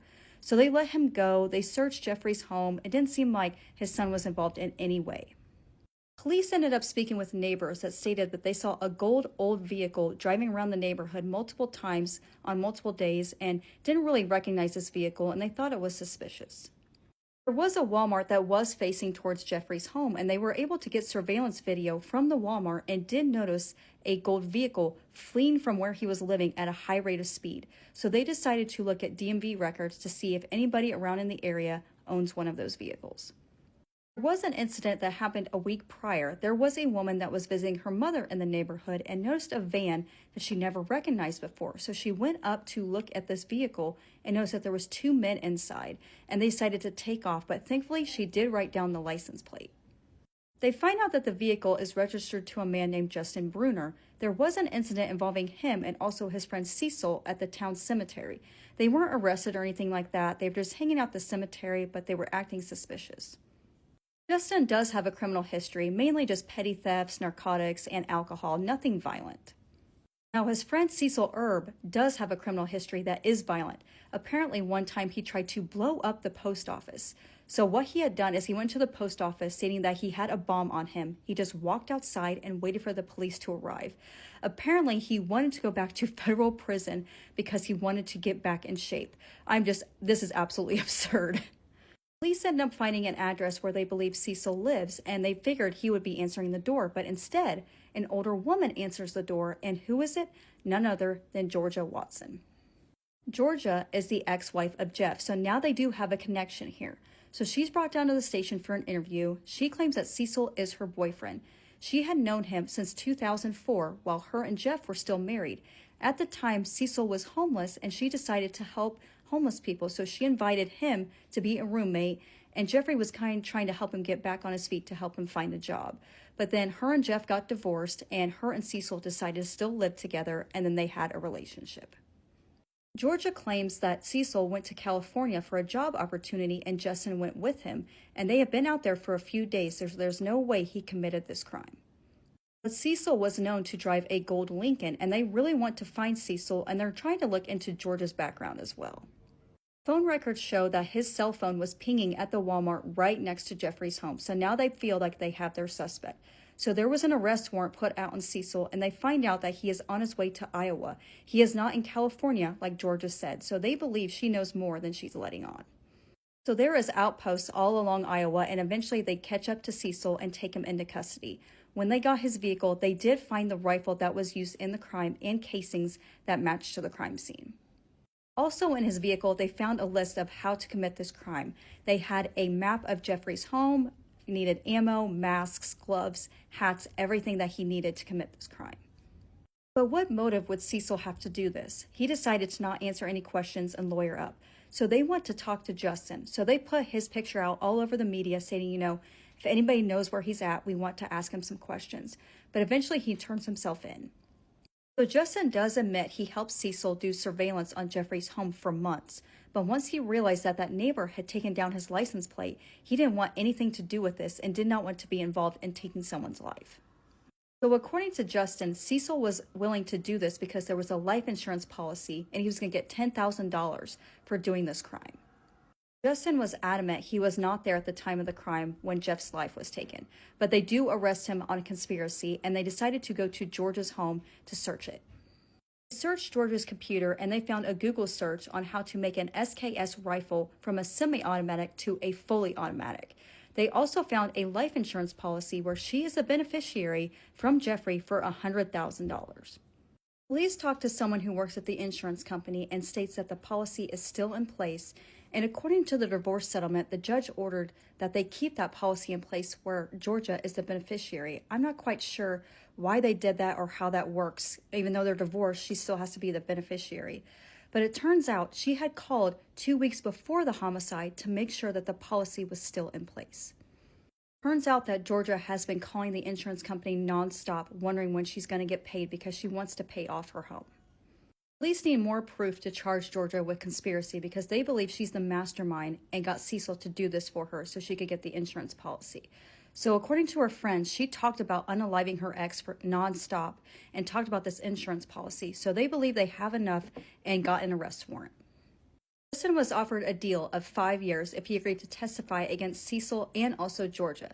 So Cecil went to trial first, and he took the stand in his own defense, and he's claiming this was self-defense. He claimed that Jeffrey went over to his home and apparently, came at them with a firearm. So he followed him all the way back to his home and fired at him 28 times with a high-powered rifle. I highly doubt and claim that as self-defense.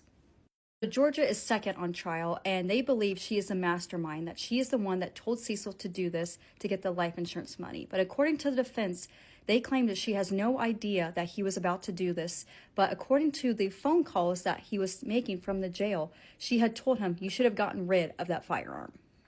Georgia was found guilty of conspiracy, and she was sentenced to 24 years in prison, so she will be released in the year 2031 when she's 66 years old.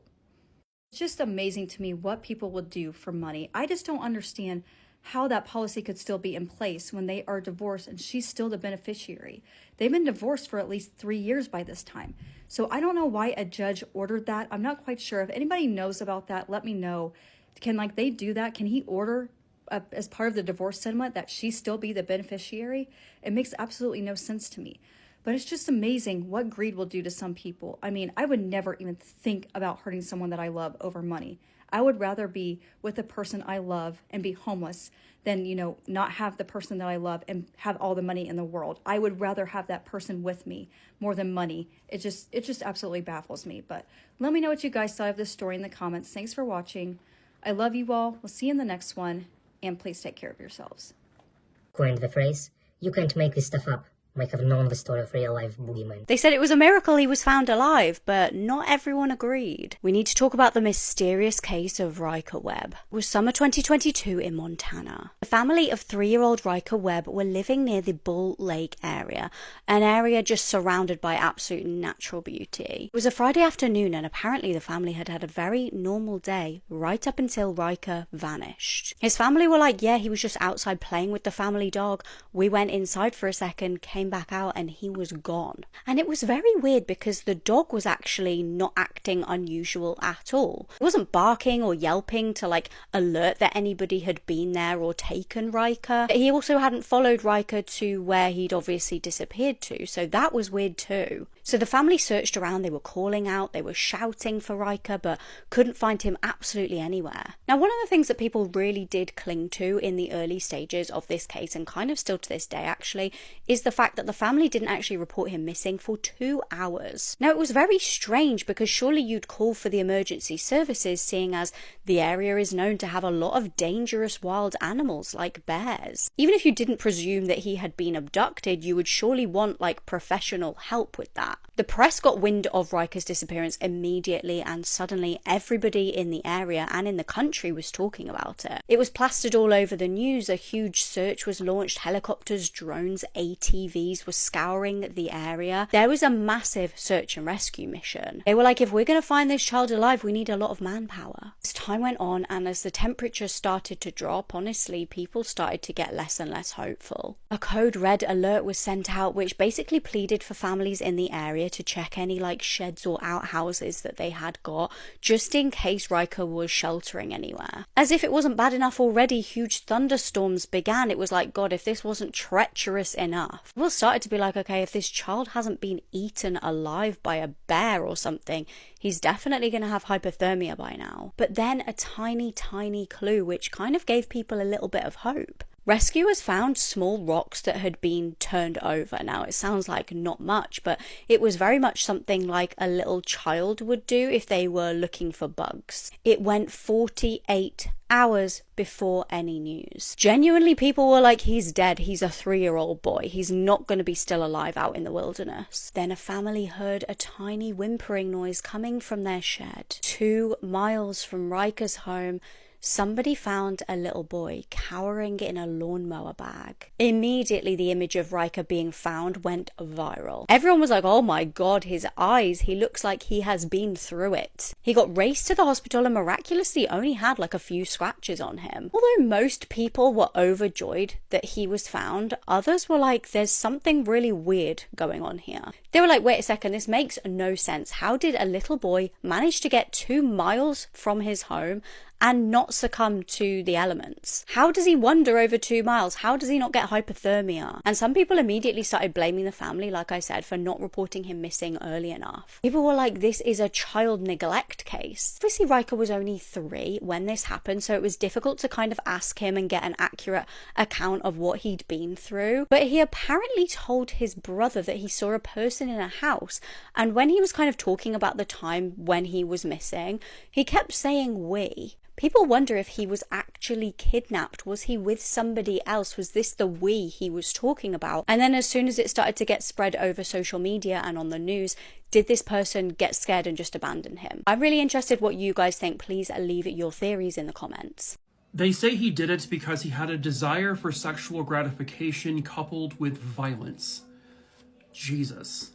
Hello, true crimers. This is the case of Lee Standifer. Viewer discretion is advised.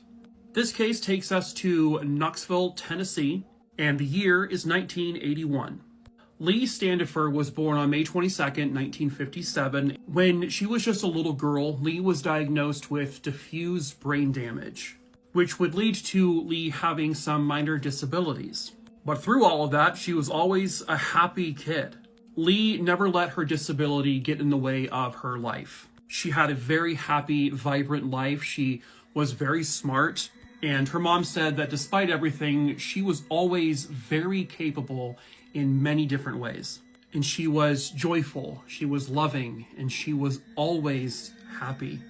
It got to a point where Lee wanted to experience independence, and she wanted her own place. So her parents did a lot of research, and she would end up getting her own place at the YWCA. At some point in 1981, Lee would meet this man here. His name was David Earl Miller. And eventually, he would ask Lee out on a date, and Lee was really excited, and she said yes. So he took her on a date where they had some food. They would also then go to the library, because that's where Lee loved to be. Then he brought her back to the house that he was living in. So this house actually belonged to a man named Reverend Benjamin Calvin Thomas. This man pictured here. In 1979, the Reverend would pick up David Earl Miller as David was hitchhiking, and that's how David got to Knoxville. The Reverend and David then began a sexual relationship, and he allowed David to live in his home. Later that evening, which was May 20th, 1981, the Reverend would come home, and he found something awful. A young woman was dead inside his house. That woman was 23-year-old Lee Standifer. At some point, David Earl Miller beat Lee to death with a fireplace poker. And he would drag her body actually just outside of the house, which is where the Reverend found her. And the coroner would also determine that she had been stabbed several times. It was evident that David had tried to clean up the scene, and then at some point, that's when the Reverend comes home. David would tell the Reverend, oh, the blood is just from, I got into a fight with somebody here, got a nosebleed, and that's why there's blood everywhere. Then David basically flees the house, leaving the Reverend there to find the body of this young woman right outside of his home. The Reverend calls the police and reports all of this to them. And now they are on the lookout for David Earl Miller because he has fled. Not only had he bludgeoned her over the head and stabbed her, but the coroner also determined that she was raped. 9 days later, David Earl Miller is finally captured. And it was for a stupid reason. He tried to spend a $10 counterfeit bill at a bar. That's how police found him. So he goes on to say that he was heavily into drugs and alcohol that night, and that's why this all happened. Detectives and the prosecution would later state that they found evidence in his possessions that indicated that this was a sexually motivated crime, and he did it to get sexual gratification while committing an act of violence, which is just vile. But Cornholio here, David, goes on trial for the murder, and he is convicted, and he is sentenced to death. A couple of years later, he actually ends up successfully appealing the sentence, and he gets the death sentence reversed, but he is ordered to go on to do a second sentencing trial. But this time, the jury says, yeah, no, the death penalty. So he's resentenced to death again. December 6, 2018. 61-year-old David Earl Miller is scheduled for execution. His final meal is fried chicken, mashed potatoes, biscuits, and coffee. His final words were just simply, I guess this beats being on death row, and he was executed by electrocution. And so finally, decades later, Lee Standifer finally gets justice. She was right there, right in front of her home, and then gone forever. Hello, true crimerers. This is the case of Sarah Bushland. Viewer discretion is advised. Sarah Ann Bushland was born on August 15th, 1980, and at the time of this case, she is 15 years old. I know Sarah had a couple of sisters, but she also had a pair of stepbrothers. So Sarah and her family were living in Spooner, located in the state of Wisconsin. Sarah lived in this house with her mother and her stepfather and the stepbrothers. Sarah's father was still in the picture. Obviously, they were just divorced and he was living elsewhere. It seemed like Sarah was always a good kid who maybe got in trouble from time to time, but never for anything like serious or bad. When this case occurred, Sarah had just gotten done being grounded, and on the day in question, she is trying to get home quickly so that her stepfather doesn't find her diary again and read it, because she does not want to get in trouble again and get grounded again. So this is now on April 3rd, 1996. 15-year-old Sarah goes to school that day, and normally she takes the bus home, but she was apparently trying to find friends to drive her home because that would get her home quicker.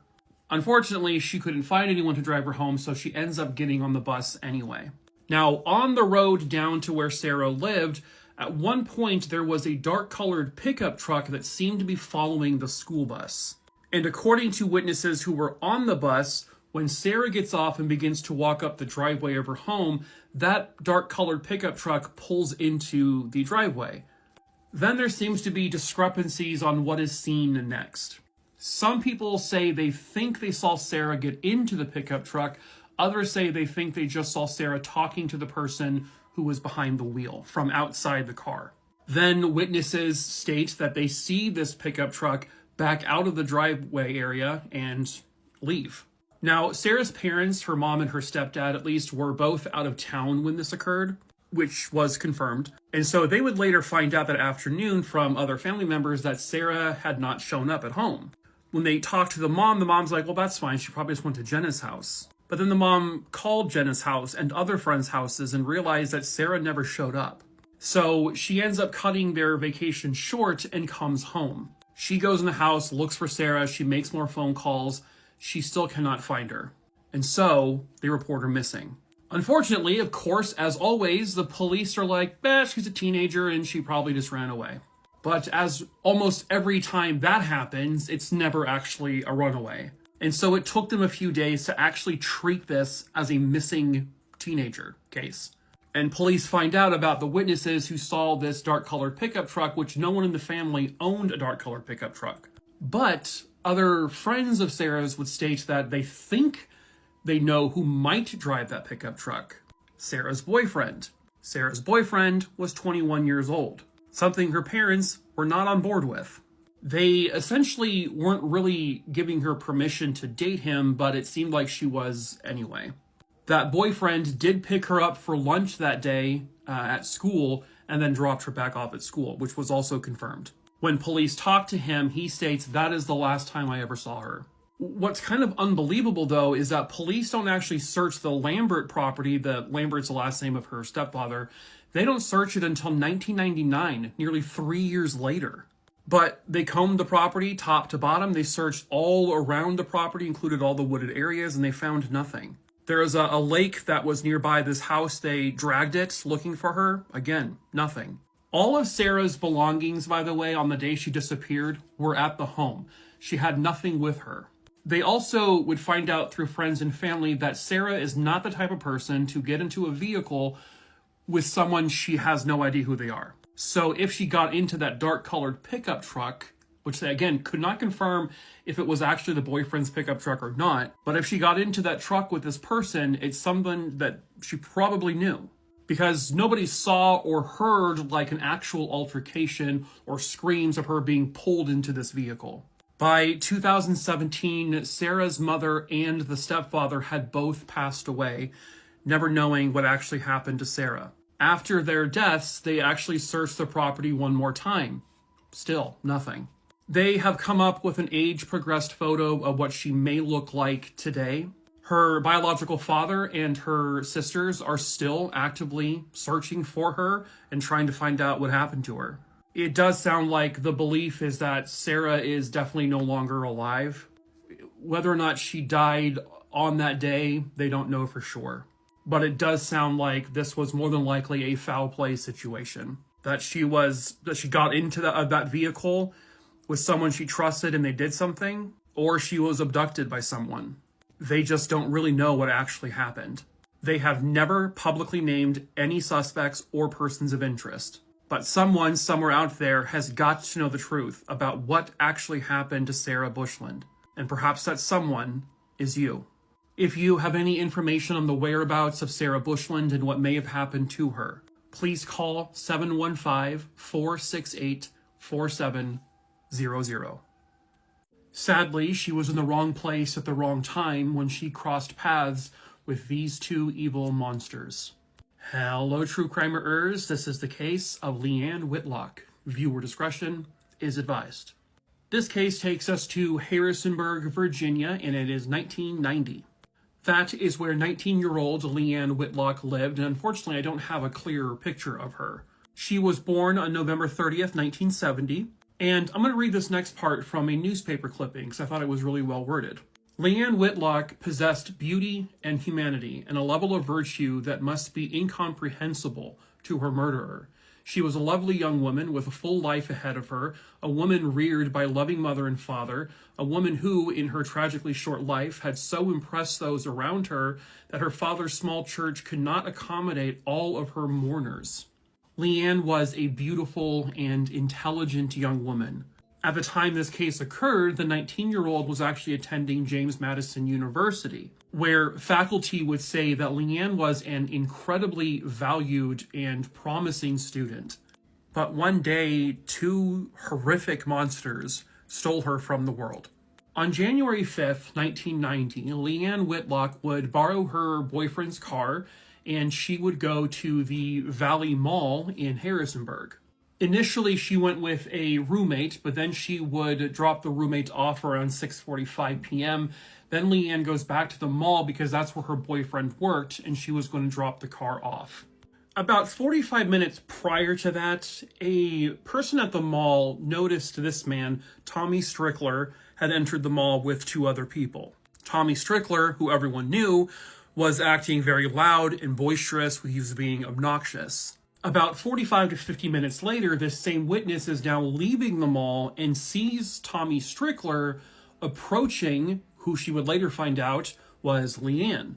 He appeared to be running after Leanne.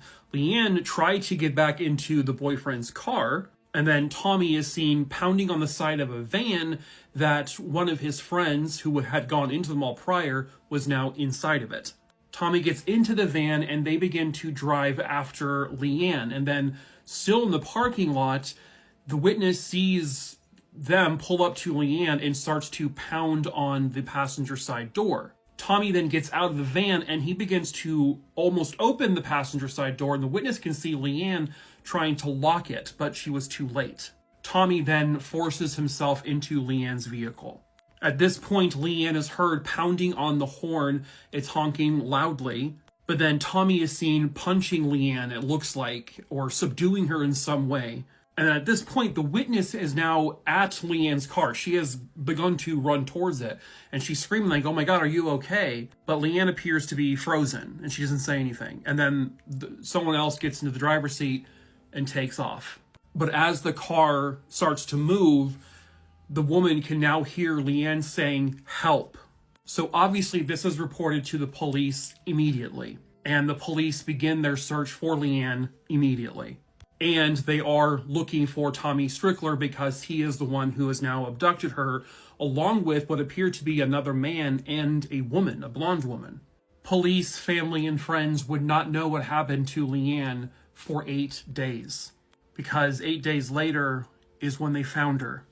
She was in a heavily wooded area and she was nude, and it was so cold that her body was frozen. Her parents would identify her and confirm that that body is Leanne. 19-year-old Leanne had been raped, and her cause of death was her killer bashed a large rock over her head numerous times. She had several very large skull fractures. Police were on the lookout for Tommy Strickler, and they found out his accomplice's name. He was Ronald Henderson. They identified the woman as a woman named Donna. Around the same time they discovered Leanne's body, they finally found Tommy Strickler, and he was arrested without incident. But Ronald Henderson was now officially on the run. But even though he was on the run, he was still charged in absentia. So both men are charged with capital murder. Numerous witnesses would come forward to say that Tommy Strickler had basically boasted about killing Leanne, and Tommy, when he was, telling people, would refer to Leanne as the N-word. I don't know if race was what motivated it, but that is what he referred to her as. 6 months later, Ronald Henderson is finally found, And he too had told people about the crime, and he also referred to Leanne as the N-word. They didn't say it was a racially motivated crime per se, but so both men will go on trial separately. At Ronald's trial, they did not have any evidence that he was the one who inflicted the blows to Leanne's head.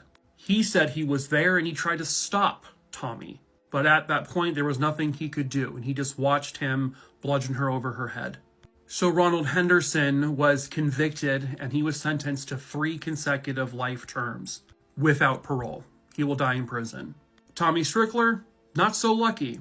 He was convicted and sentenced to death. Tommy Strickler was actually only the second white person ever sentenced to death for the murder of a black individual in Virginia. An interesting stat is that in the history of the United States in terms of capital punishment, only 21 white people have ever been sentenced to death for the murder of a black person. The opposite is overwhelmingly higher. At any rate, Captain Top Ramen Head here appealed his death sentence but lost. On July 21st, 1999, he was strapped to the table. His final words were basically, "I'm innocent, I didn't do this, and I love you." At 9:05 p.m., he was pronounced dead from lethal injection. An innocent woman who was just guilty of leaving a mall at the worst possible time. It could have been anyone, but it was Leanne, and it was for really nothing. But thankfully, the 2 monsters who did this to her will be rotting in hell. After 25 years, the answer to "you know who killed me" was always just down the road. Hello, true crimerers. This is the case of Mary Prieur. Viewer discretion is advised. Mary Frances Prieur was born on August 4th, 1908, and she was born in Czechoslovakia. Mary and her family would then come to the United States when Mary was about 8 years old, and Mary would later go on to get married. She goes on to own her own little candy shop, and at this point she's living in the little village of Lennon in Michigan. And that is where Mary became a staple in the community.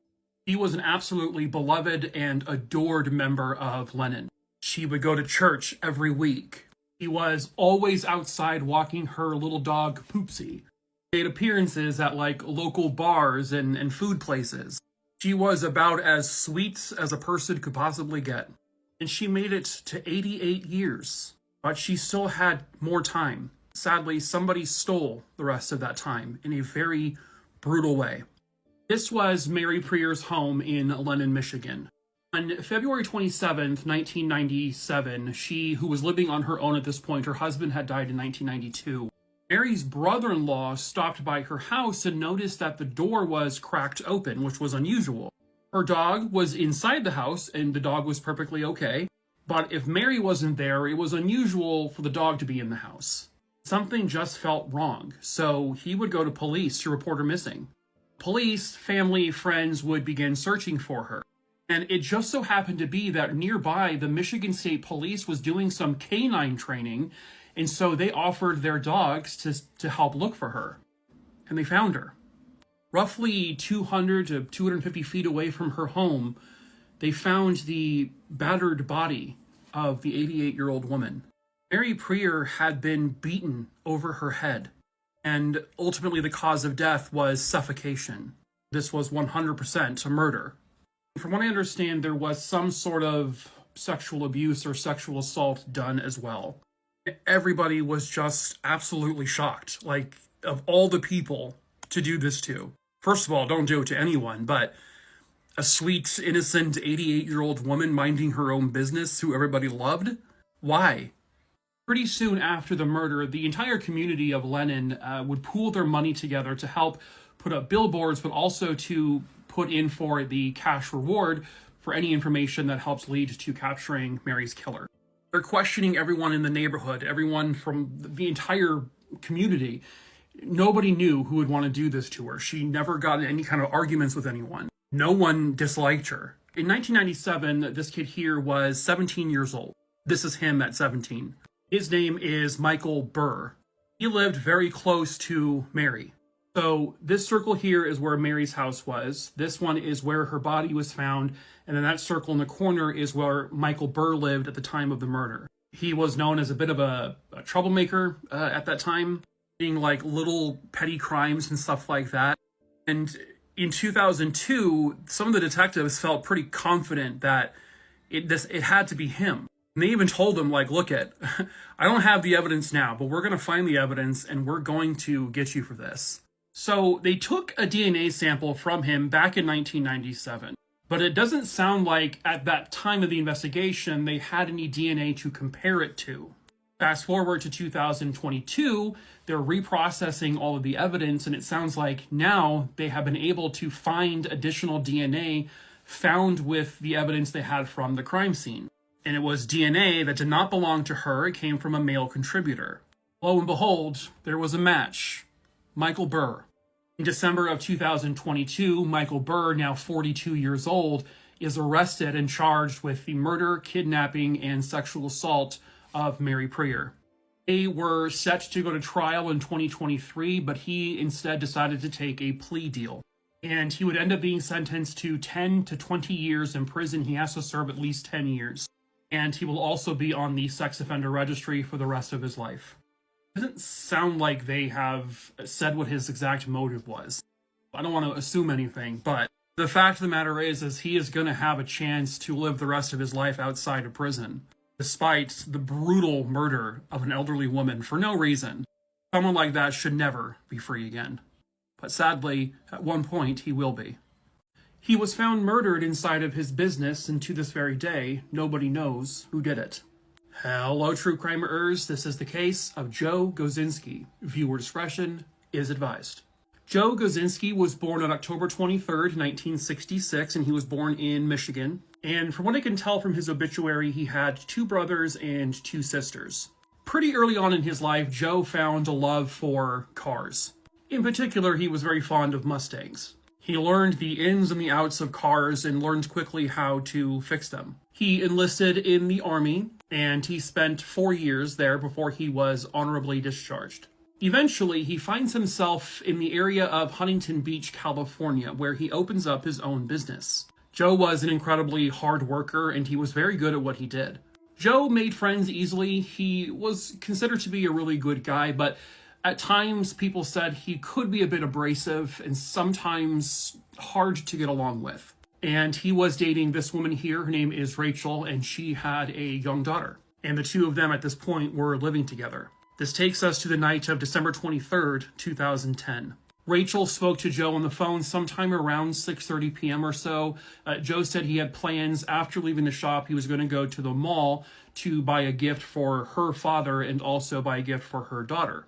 But after he's not home after a few hours, she calls him again around 9 p.m., then again around 10 p.m., and then 11 p.m., and she's not getting any answers. So her and her daughter first drive to the mall, and they drive around the parking lot to where at that point it's almost empty.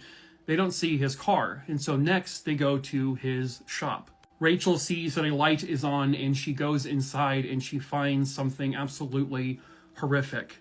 There is blood everywhere. And Joe is dead. She obviously calls 911 immediately. Police and an ambulance arrive, but they confirm quickly that there is no saving him. He is deceased. Later, the coroner would rule that he had been bludgeoned over his head with likely one of his own tools. I don't know if they found that tool or not, or if the killer took it, but they said likely with one of his own tools. And he was also shot through his side, and the bullets pierced his lungs. At first glance, nothing appeared to have been stolen. There did not appear to be any forced entry. I don't know, police haven't confirmed this part yet, but it looks like family or friends had said that Joe did keep a small safe inside the shop, a safe that most people didn't know about. And it was primarily just to have a smaller amount of cash in it to, if he ever needed to purchase a vehicle, that's where he would keep that money. But it doesn't sound like that little safe was in the building anymore. Was that the motive, though? They're not saying. It doesn't sound like robbery was truly the motive here because not many people knew about that safe to begin with. So was that just a secondary thing, if in fact it was stolen? Or was Joe killed for some other reason? Did Joe, I don't know, piss off a customer maybe? Maybe they got into an argument at the shop and then this person just grabbed one of Joe's tools and beat him over the head with it. And then realizing that now Joe's on the ground and he can ID me, then that person goes and gets their gun and shoots him. And then leaves no trace of themselves behind. The gun wasn't found. And unfortunately, that's really where it's left at. Nobody knows who did this, and nobody knows why. I know people, were hounding the police over, like, the girlfriend, because that's obviously, like, gonna be a suspect, right? People were, like, demanding she took a lie detector test. It doesn't sound like she's actually a suspect here, but that still doesn't stop the court of public opinion doing their thing. To me, it sounds like it was someone he knew or someone he was doing work for, a customer, that just something escalated where he ended up being killed. But I also don't know. They don't know either. But somebody killed him. I see no mention of any additional DNA or fingerprints. This is also a busy shop where a bunch of people come in and it's like, you're going to probably find fingerprints everywhere. So how reliable could fingerprints be? I guess it depends on where they're found. But this was almost exactly 15 years ago when I'm filming this. And they've announced no additional clues or information or anything. Somebody somewhere out there knows the truth about who killed Joe Gosinski. Perhaps that someone is you. There is a $20,000 reward for any information that helps lead to the capture of Joe's killer. If you have any information, you are asked to please call 310-618-5570. The image you see behind me is a killer captured on home video just moments before he would kill. Hello, true crimerers. This is the case of Pam Basu. Viewer discretion is advised. Pam Basu was actually born in India, but when she was a little girl, her and her family would come to the United States, and that's where she has lived ever since. She would end up meeting and marrying Steve Basu, and the two of them would adopt a little girl together. And Pam absolutely loved being a mother. Pam was an incredibly intelligent senior research chemist. And she was working at the time for a company called W.R. Grace. And Pam was really close to receiving an award for all the work that she did. Specifically, her work would help lead to saving the automotive industry like billions of dollars. Pictured here is home video that was taken by Steve, and it shows Pam and her daughter. This was their daughter Serena's first day of preschool, so they were recording it. This was on September 8th, 1992. And this is in the little area of Savage, Maryland. And this is the home they lived in. But Pam would get Serena into the car seat. When Pam got to this stop sign just down the road, everything changed. Two young men came from both directions and began to ambush her. And one of the men punched her through the open window. One of the men gets into the passenger side of the car, while the other man begins to try to rip Pam out of the vehicle. Pam is screaming for help, and she keeps screaming the words, "My baby, my baby." Her child is in the back seat. And I don't know if they know for sure if Pam got stuck in the seatbelt or if she was holding on for dear life because she did not want to abandon her child. But for 2 miles, these men did not stop the car. They took off and they dragged Pam, scraping her body along the pavement. Her head would bash against the asphalt numerous times. They would then get to this corner where they would get out of the car and they would unstick Pam from the seatbelt. They then went to the back seat. They grabbed the baby who's still in the car seat. They took the entire car seat out and they literally threw the baby in the car seat into the grass next to this corner. While all of this was happening, by the way, there were various people, neighbors, who were seeing it happen, and they immediately called 911 once this scenario, this scene came flying past their home. And now police are out there looking for this car, but not before they find baby Serena, who is thankfully alive and relatively unharmed, but the same could not be said for Pam. Pam, when they found her, she was deceased. They would believe, the coroner believes, that she was likely alive for almost a mile or so of this event. Police finally were able to catch up to the car where they were able to apprehend one of the suspects. This was one of the suspects. The other individual had fled the scene, but a few hours later, that man was also captured. Both men were then arrested and charged now with the murder of Pam, as well as a slew of other charges related to this. These men were 26-year-old Rodney Eugene Solomon and 16-year-old Bernard Eric Miller. I don't know what their plan was, but for whatever reason, they didn't just let Pam away off the car like right away and just take the baby out and put the baby outside gently and then steal the car. Why they continue to drive it with her dragging against the pavement, I don't know. I don't understand that. Now, Serena was super young at the time and she probably doesn't really remember much, but there's always going to be that trauma that lives inside of her brain. And obviously her husband was just beyond devastated. Everyone was. So Steve is looking through the video he took just moments before all of this happened, and he noticed something he didn't really pay much attention to or really notice as he was filming. So this is the video of Pam taking Serena and putting her in the car, and in the background, you see a young male walking just behind Pam and Serena. A few moments later, another young male walks by the same direction. These are the two men that would eventually murder Pam. And it was this video that helped solidify the case against both men to prove that they were definitely both there. Both men were convicted, and both men were sentenced to life in prison without parole. Rodney Solomon died in prison at the age of 52 in 2018. Bernard Eric Miller, the 16-year-old, tried to appeal his sentence, stating that basically, he was 16 years old, he was a minor at the time, and that he should be resentenced, but the court said no. And his sentence of life without parole was kept. And a young girl had to grow up without her mom who died just feet from her in a horrific manner. But thankfully, this family got the justice they rightfully deserved.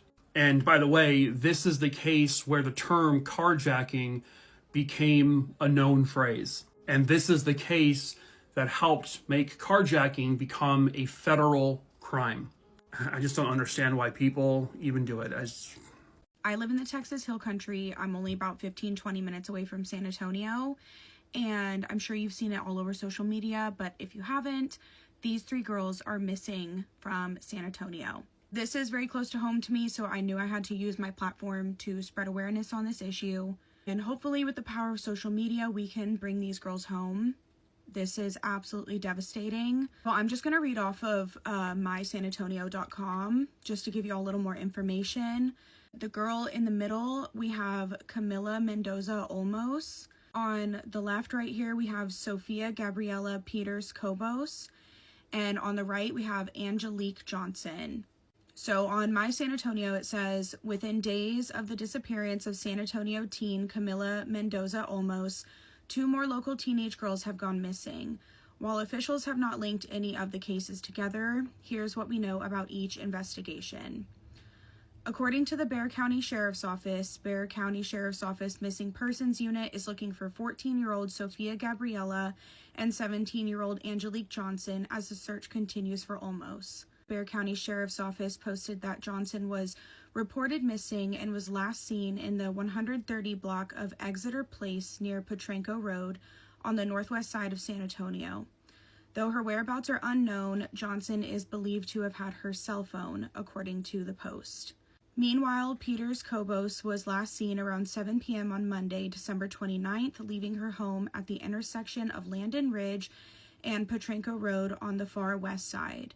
She is described as 5'4" and about 132 pounds with green eyes and brown hair. According to Bexar County Sheriff's Office, she was wearing a black flannel shirt and black shirts at the time of her last sighting.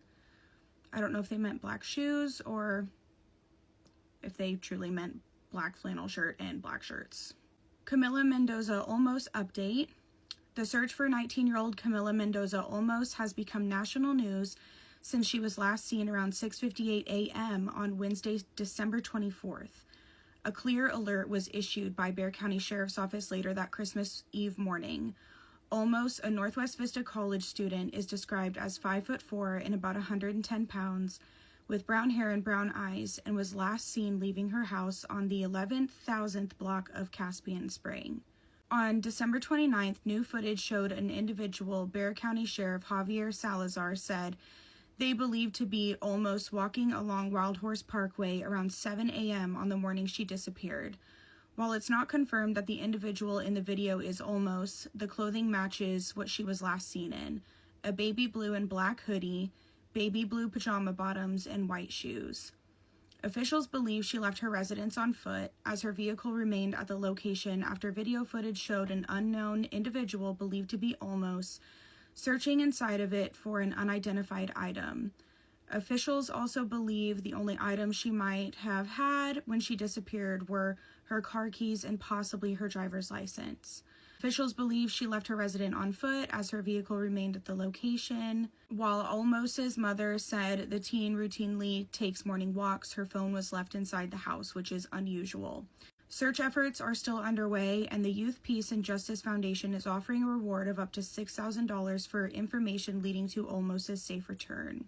This is so devastating to me and so close to home. I went to Northwest Vista for my first 2 years of college, and it's just really sad. Like, these girls are so incredibly young. It's the holidays. The world is absolutely insane. Like I said, I live in the Texas Hill Country. I've seen a lot of people who live in Texas say they haven't gotten any alerts regarding to these missing girls. I have not gotten a single alert. And I certainly got that alert on my phone whenever something happened to a police officer like 6 hours away from where I live, and I remember people were really upset about that. I mean, we don't get alerts for natural disasters like in Kerrville. We're not getting alerts for 3 missing young women in our area. That's actually insane. So I'm glad people are using their platforms to spread awareness on this. Please like and share this video, and hopefully these girls can come home safe soon. There's this myth that says you should never Google yourself, and this is why. Before an important ice skating competition, a girl named Inora Petrova decided to Google herself out of curiosity to see what other people see when they look her up. When she did so, she discovered a Wikipedia page dedicated to her and her successful career as an ice skater. And to her surprise, the page indicated that she would win the competition the following day. The next day came and went, and she did in fact win the ice skating competition, and the Wikipedia page just continued to prove her success time and time again. But with the new competition just months away, she decided to try something new. She tried editing the Wikipedia page herself to see if she could control the outcome. And that's when her nightmare began. Not only was she blocked from editing the page, but this time it was modified to say some pretty nasty things about her. Months later, she checked the page again, and this time it was updated with this horrible prediction that both of her parents would die in a terrible accident. And sure enough, days later, she's notified that her parents are dead. She then suffers an emotional breakdown that she's hospitalized for. After this, and while trying to get her life back on track, she decides to check the page one last time. On it, a death date was listed next to her name. And just like all of the others, this prediction was proven correct when Inora's lifeless body was discovered in her apartment.